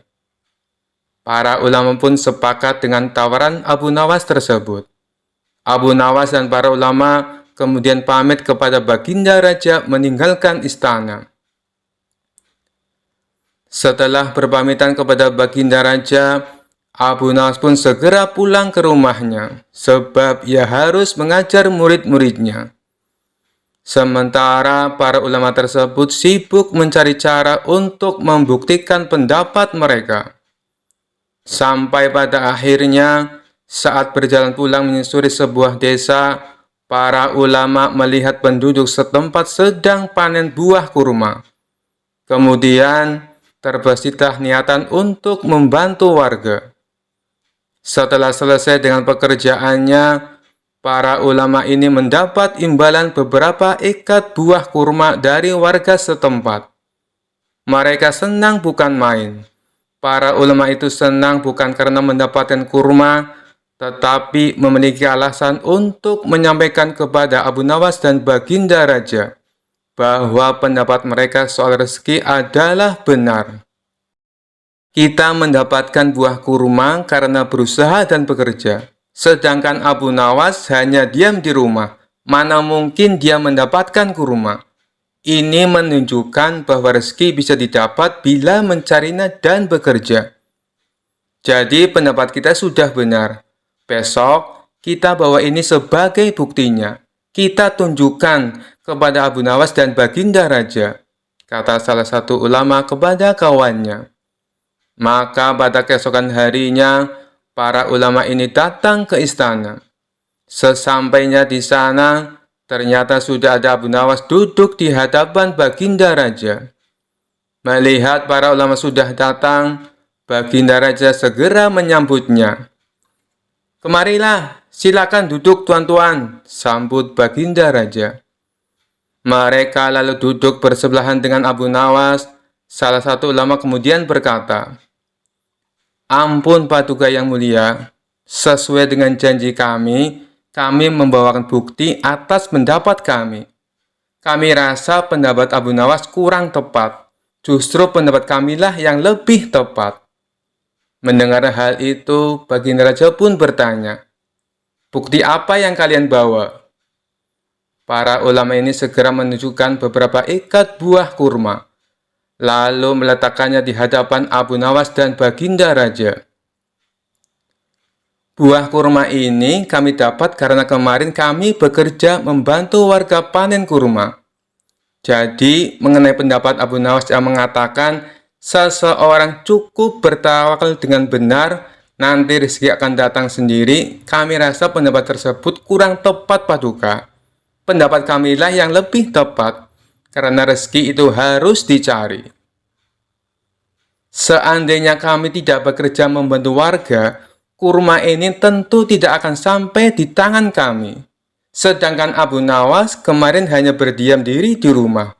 Apakah Abu Nawas mendapat kurma seperti kami? Tentu saja tidak Paduka, karena kemarin Abu Nawas tidak bekerja," kata ulama menjelaskan. "Yang kalian katakan itu benar sekali. Aku sependapat dengan kalian," sahut Baginda Raja. "Bagaimana denganmu Abu Nawas? Apakah kamu masih membantahnya?" tanya Baginda Raja. Mendengar hal itu, Abu Nawas hanya tersenyum seraya mengambil kurma dan mencicipinya. Kemudian ia berkata, "Kemarin aku memang hanya di rumah seharian, karena aku harus mengerjakan tugasku sebagai guru, yaitu mengajar murid-muridku. Hari ini, saat kalian bercerita tentang kurma, tiba-tiba saya jadi kepengin. Alhamdulillah, kalian datang bukan hanya membawa ceritanya, tapi juga buah kurmanya untukku. Bukankah ini juga bagian dari rezeki yang datang tanpa sebab? Seperti yang hamba ucapkan dulu Paduka, cukup dengan tawakal yang benar kepada Allah. Niscaya Allah akan berikan rezeki. Lakukan yang menjadi tugasmu. Selanjutnya, biarkan Allah yang mengurus lainnya. Hamba melakukan tugas sebagai guru. Lalu Allah mengirim kalian membawakan kurma untukku," ucap Abu Nawas tidak mau kalah. Mendengar penjelasan Abu Nawas, Para ulama pun langsung tertawa satu sama lain. Kamu memang cerdik Abu Nawas, puji Baginda Raja. Sementara para ulama ini meskipun berbeda pendapat, tidak saling menyalahkan dan membenarkan pendapatnya sendiri. Begitulah indahnya Islam, apabila saling menghormati perbedaan pendapat. Kisah selanjutnya. Rumah Abu Nawas konon pernah didatangi Abu Jahil yang terkenal pelit. Ia lalu menjelaskan tujuan kedatangannya. Dia ingin meminjam uang 100 dinar. Tentu saja Abu Nawas terkejut mendengarnya. Dari mana saya mendapatkan uang sebanyak itu? Kata Abu Nawas. Tolonglah Abu Nawas, aku yakin kamu pasti ada. Pinjami aku selama sebulan. Pinta Abu Jahil merengek. Awalnya Abu Nawas tidak mau mengabulkan permintaan Abu Jahil. Namun karena terus-menerus didesak, Abu Nawas tidak bisa menolak. Tapi kamu janji ya, hanya sebulan, kata Abu Nawas mengingatkan. Ya, saya berjanji Abu Nawas, bulan depan kebun saya panen. Saya pasti akan mengembalikan uang pinjaman saya, jawab Abu Jahil. Singkat cerita, setelah 1 bulan, Abu Jahil tidak pernah mengembalikan uang tersebut. Padahal saat itu kebun Abu Jahil sudah panen, dan hasil panennya melimpah ruah. Payah Abu Jahil, dia tidak menepati janjinya, batin Abu Nawas. Karena membutuhkan uang, Abu Nawas terpaksa pergi ke rumah Abu Jahil untuk menagih hutangnya. Bagaimana dengan janjimu Abu Jahil? Katanya kamu akan mengembalikan uang itu dalam waktu sebulan, kata Abu Nawas. Abu Jahil menjawab bahwa dia tidak bisa membayar hutangnya. Ia beralasan bahwa uang hasil kebunnya digunakan untuk mengobati saudaranya yang sedang sakit. Jangan khawatir Abu Nawas, saya pasti akan membayar bulan depan, kata Abu Jahil. Mendengar jawaban Abu Jahil, Abu Nawas sangat kecewa. Akhirnya, dia pulang tanpa membawa uang sepeser pun. Beberapa hari kemudian, Abu Nawas mendengar kabar bahwa Abu Jahil sering mengundang teman-temannya untuk berpesta di rumahnya. Mendengar hal tersebut, Abu Nawas menjadi emosi. Kurang ajar, katanya dia kekurangan uang, tetapi dia malah sering mengadakan pesta, gerutu Abu Nawas. Abu Jahil pasti tidak akan membayar hutangnya, karena 1000 alasan. Akhirnya Abu Nawas mendapat ide untuk mengerjai Abu Jahil. Keesokan harinya, Abu Nawas pergi ke desa seberang untuk menemui sahabatnya. Dia mulai menyusun strategi dan meminta bantuan seorang teman. Setelah strateginya matang, Abu Nawas segera mendatangi rumah Abu Jahil. Mengapa kamu ke sini Abu Nawas? Aku kan sudah bilang, jika mengembalikan uangnya itu bulan depan, kata Abu Jahil. Jangan salah paham Abu Jahil, aku ke sini bukan untuk menagih hutang. Aku ingin mengajakmu bertemu orang pintar, jawab Abu Nawas. Memangnya ada perlu apa? Tanya Abu Jahil penasaran. Ini Abu Jahil, di desa seberang katanya ada dukun pesugihan yang bisa membuat kita kaya. Aku ingin mencobanya ke sana, jawab Abu Nawas. Benarkah?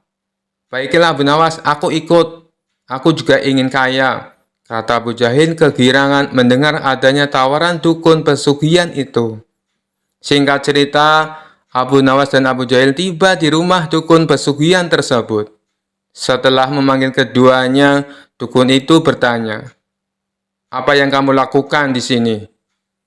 Abu Nawas kemudian mengutarakan keinginannya, agar ia ingin kaya tanpa bekerja. "Ah, itu mudah, tapi ada syaratnya," kata sang dukun. "Apa syaratnya?" tanya Abu Nawas. "Syaratnya harus ada yang dikorbankan. Tapi jangan khawatir, korbannya tidak harus dari keluarga.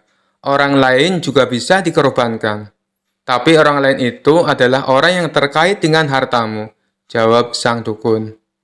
"Apa maksudmu? Aku tidak mengerti," tanya Abu Nawas lagi. Ya, misalnya siapapun yang berhutang uang kepadamu, orang itu dapat digunakan sebagai korban, meskipun dia bukan anggota keluargamu, jawab sang dukun. Bagaimana jika orang itu tidak mau? Tanya Abu Nawas. Kamu tidak perlu meminta izin kepada orang tersebut. Nanti ia akan jadi korban tanpa ia sadari dan tiba-tiba mati dengan mengerikan, kata sang dukun menjelaskan. Oh, aku mengerti. Baiklah, aku setuju, jawab Abu Nawas sambil memandang Abu Jahil. Abu Jahil yang merasa dikorbankan langsung gemetaran. Dukun itu kemudian mengajari Abu Nawas mantra sebagai ritual. Tengah malam, setelah kembali dari rumah sang dukun, Abu Nawas berkata di tengah jalan, Abu Jahil, kamu tidak perlu mengembalikan hutang yang 100 dinar. Saya ikhlas. Mendengar hal itu, Abu Jahil langsung ketakutan. Jangan Abu Nawas, saya akan mengembalikan uang kamu nanti. Tepatnya saat sampai di rumah saya. Nanti akan segera aku kembalikan, kata Abu Jahil dengan ketakutan. Bukankah kamu kemarin mengatakan bahwa kamu kehabisan uang? Kode Abu Nawas. Saya masih punya banyak uang, Abu Nawas. Aku sengaja berbohong padamu, kata Abu Jahil. Akhirnya Abu Jahil segera mengembalikan uang pinjamannya kepada Abu Nawas di hari itu juga, sejumlah uang 100 dinar. Setelah diselidiki, terungkap bahwa dukun yang didatangi Abu Nawas dan Abu Jahil adalah sahabat Abu Nawas. Taktik ini sengaja diatur oleh Abu Nawas dan kawannya tersebut, agar Abu Jahil segera melunasi hutangnya. Kisah selanjutnya.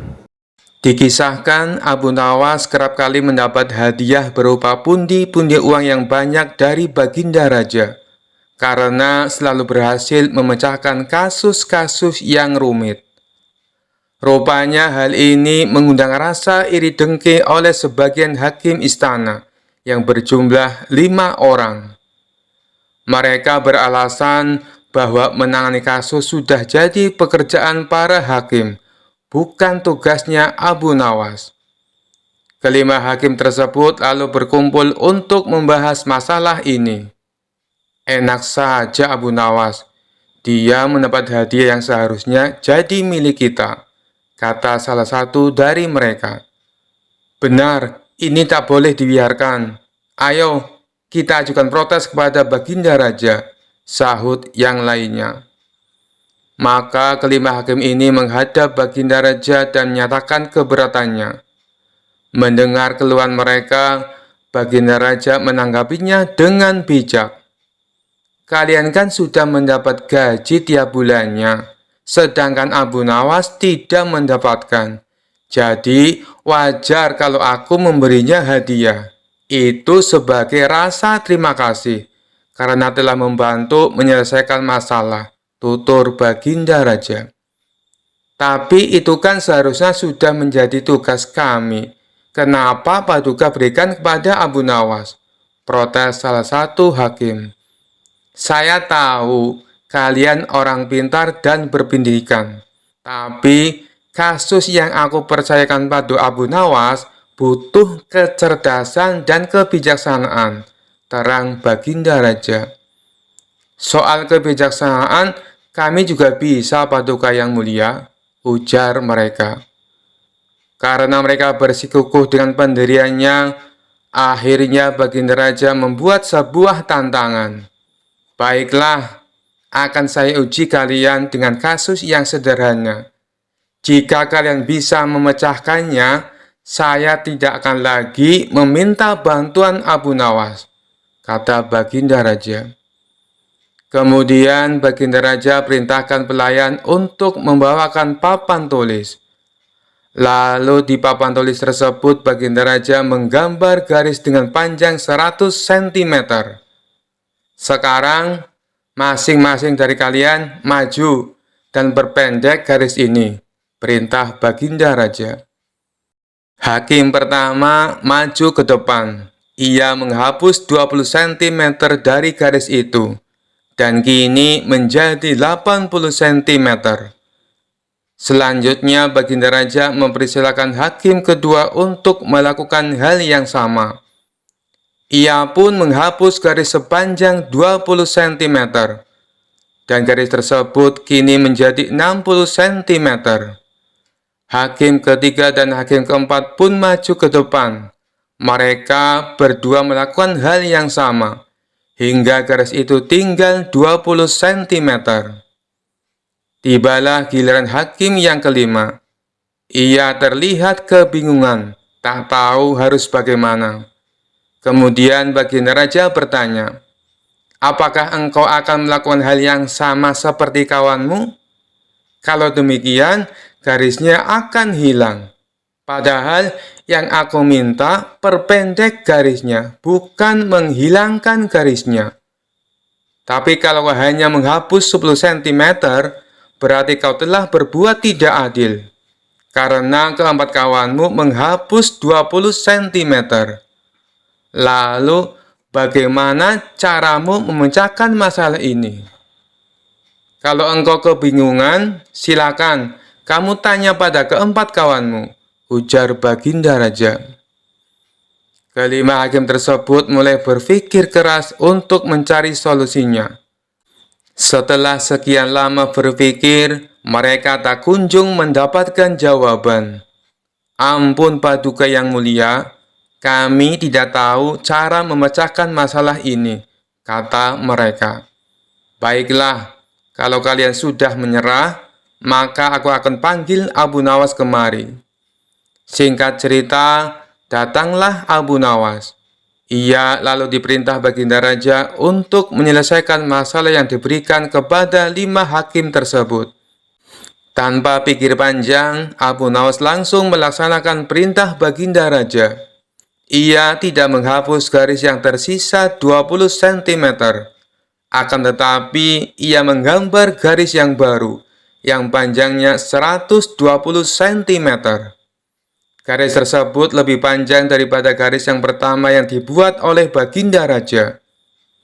Setelah Abu Nawas selesai dengan tugasnya, baginda raja lalu berkata kepada mereka, "Kalian lihat sendiri kan, bagaimana cara Abu Nawas menyelesaikan masalah untuk membuat garis menjadi pendek. Kalian tak perlu menghapusnya, cukup membuat garis baru yang lebih panjang. Maka garis pertama akan menjadi lebih pendek dengan sendirinya." Mendengar hal itu, kelima hakim tersebut menyadari akan kekeliruannya dan mengakui kecerdasan Abu Nawas akan sifat bijaknya dalam menyelesaikan sebuah masalah. Kisah selanjutnya. Diceritakan ada seorang musafir datang ke istana menemui baginda raja. Ia mengaku punya sebuah teka-teki yang tidak pernah terpecahkan oleh siapapun. Baginda raja yang memang suka dengan permainan tersebut meminta si musafir untuk menunjukkan teka-tekinya. "Apakah teka-tekimu berupa pertanyaan?" tanya baginda raja. "Bukan Paduka yang mulia," jawab si musafir. "Baiklah, coba tunjukkan padaku, barangkali aku bisa menebaknya," balas baginda raja. Kemudian si musafir membuat garis lingkaran dengan menggunakan tongkatnya. "Silahkan Paduka," jawab si musafir. "Apa yang harus aku jawab? Bukankah itu hanya sebuah lingkaran?" tanya baginda raja bingung.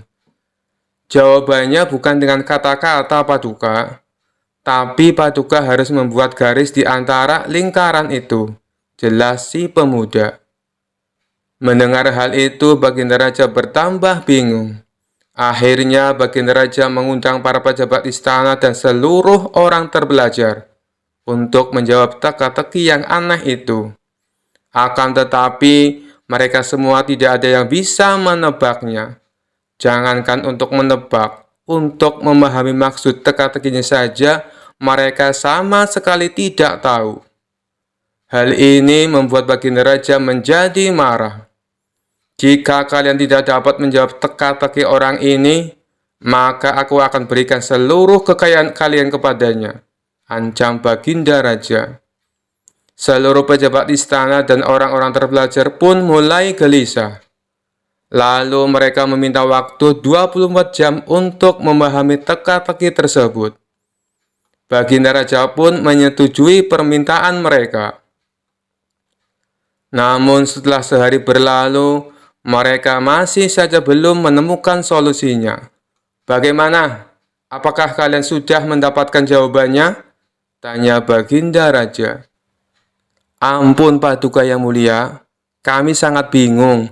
Jangankan untuk menjawab teka-tekinya, memahami maksudnya saja kami tidak tahu," jawab salah satu dari mereka. "Tapi saya punya solusinya Paduka. Sebaiknya kita undang saja Abu Nawas.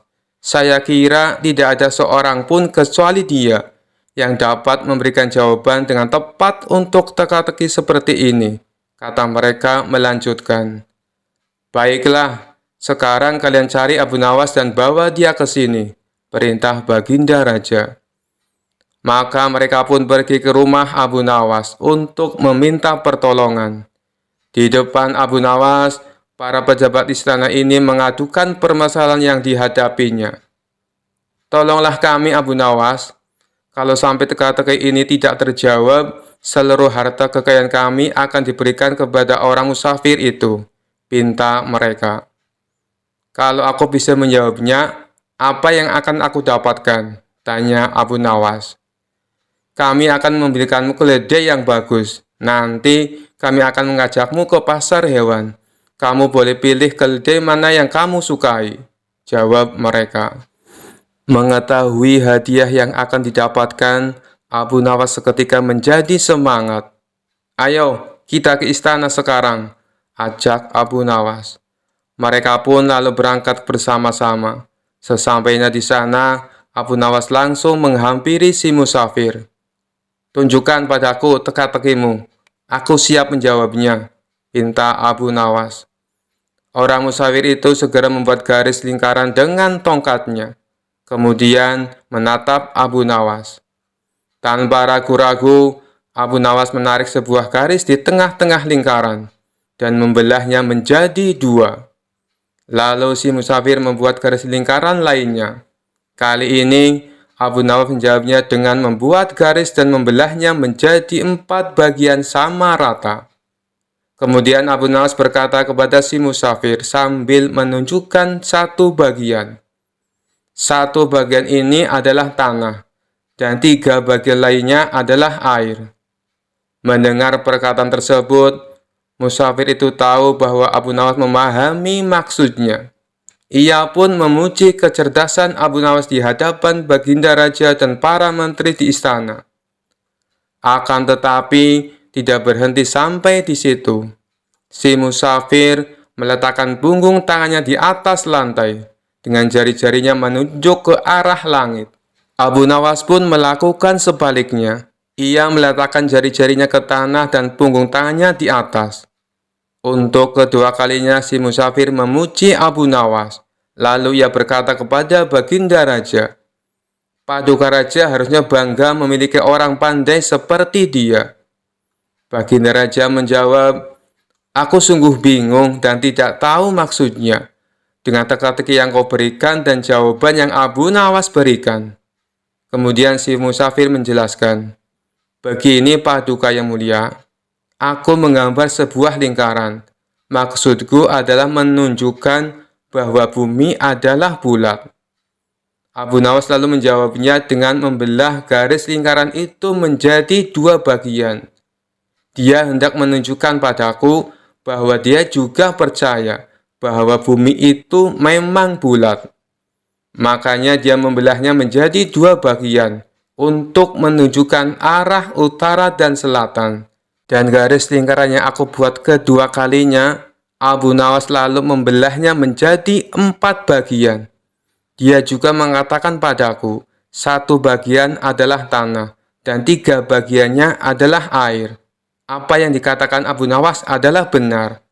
Dan sewaktu saya meletakkan punggung tangan di atas lantai, dengan jari-jarinya menunjukkan arah langit, maksudku adalah untuk menunjukkan pertanyaan tentang tanaman yang tumbuh dan bagaimana tanaman itu bisa tumbuh.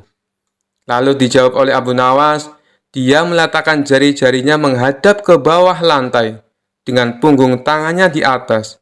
Maksudnya adalah Dia ingin menunjukkan bahwa jawabannya adalah hujan dan sinar matahari. Setelah mendengar penjelasan tersebut, Baginda Raja tak habis pikir. Seumur-umur aku baru tahu teka-teki itu. Ini sangat membingungkan tapi penuh makna dan sama sekali tak terpikirkan olehku. Hanya orang-orang tertentu saja yang bisa menjawabnya, ujar Baginda Raja. Oleh karena itulah, Paduka semestinya bangga. Di negeri Paduka ada orang cerdas seperti Abu Nawas, timpal si musafir. Karena salut dengan kecerdasan Abu Nawas, Baginda Raja memberinya hadiah berupa pundi-pundi uang. Sementara para pejabat istana yang terselamatkan oleh Abu Nawas mengucapkan terima kasih dan membelikannya seekor keledai. Sekian dulu perjumpaan kita kali ini. Sampai bertemu lagi di kisah-kisah selanjutnya. Terima kasih yang sudah subscribe dan setia menonton channel ini. Wassalamualaikum warahmatullahi wabarakatuh.